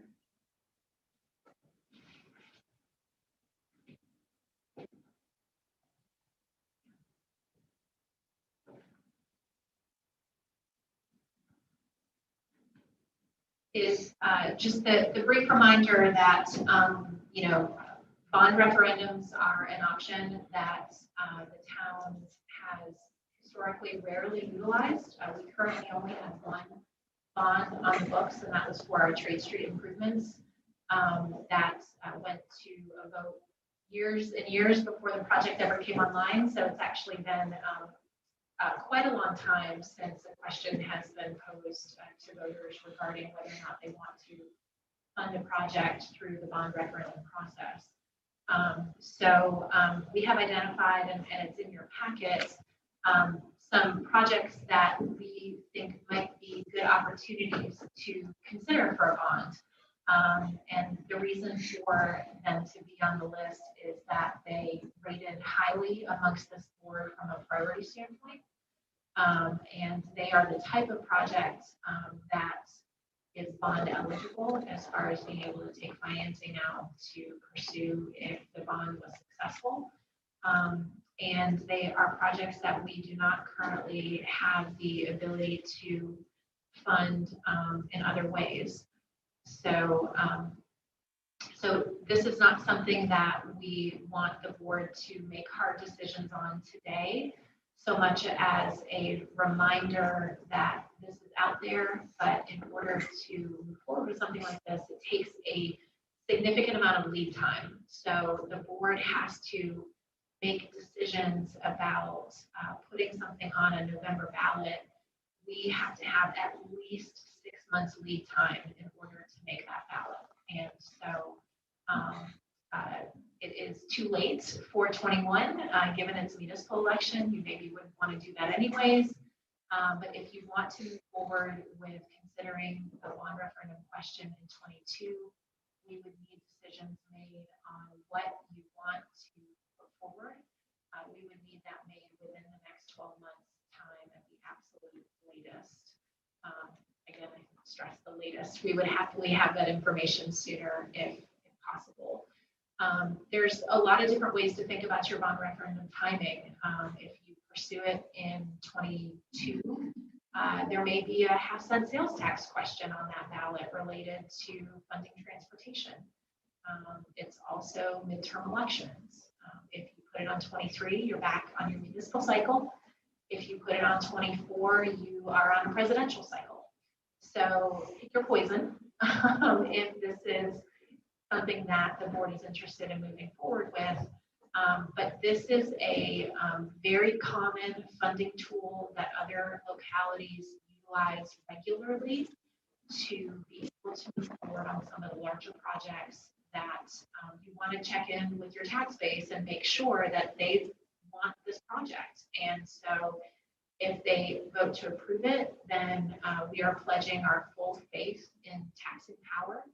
And it allows for extremely competitive financing rates because it's essentially a guaranteed repayment on the market. A locality basically can't default for all intents and purposes because you're promising that if you had to raise taxes to pay for it, which is generally what you end up doing, then you are willing to do that because the voters have approved. So it's a very powerful tool. It can create a lot of progress on some of these projects and spread our payments out over, I think the Trade Street is a 20-year repayment. So our annual cost for that project is very, very low because we're able to take so much time repaying the debt. But the project's done. People are driving on it now, and the repayment is really not painful on an annual basis. So really more an important reminder, and certainly if it is something that the board wants to continue discussions on, we would love to have that feedback so that we know to schedule additional meetings with this and potentially future boards to start to vet those lists and determine what and when you would want to proceed.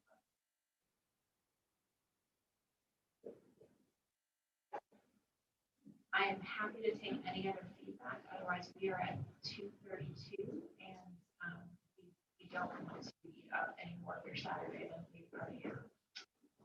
I have a question. This board will at some point in the near future consider purchasing the board program. Is that accounted for anywhere in your calculations? It is not accounted for in the current tax rates. It is accounted for in the,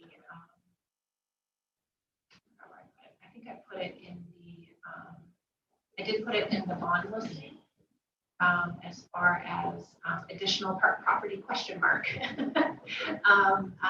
So obviously that cost, if you had to make any improvements to it, that is something that could potentially space your payments out over time, or if you're making the purchase ahead of time, you might just do general debt financing, standard bank financing. I don't think we can wait to put this on a bond.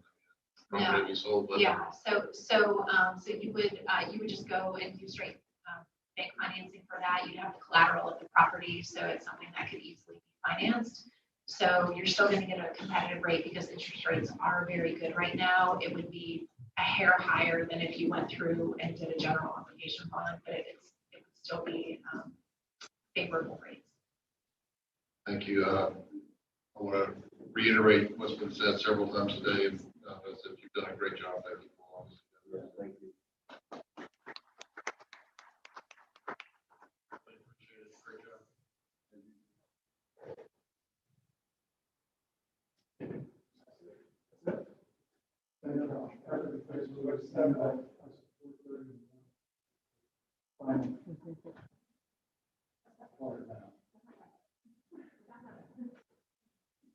Good job.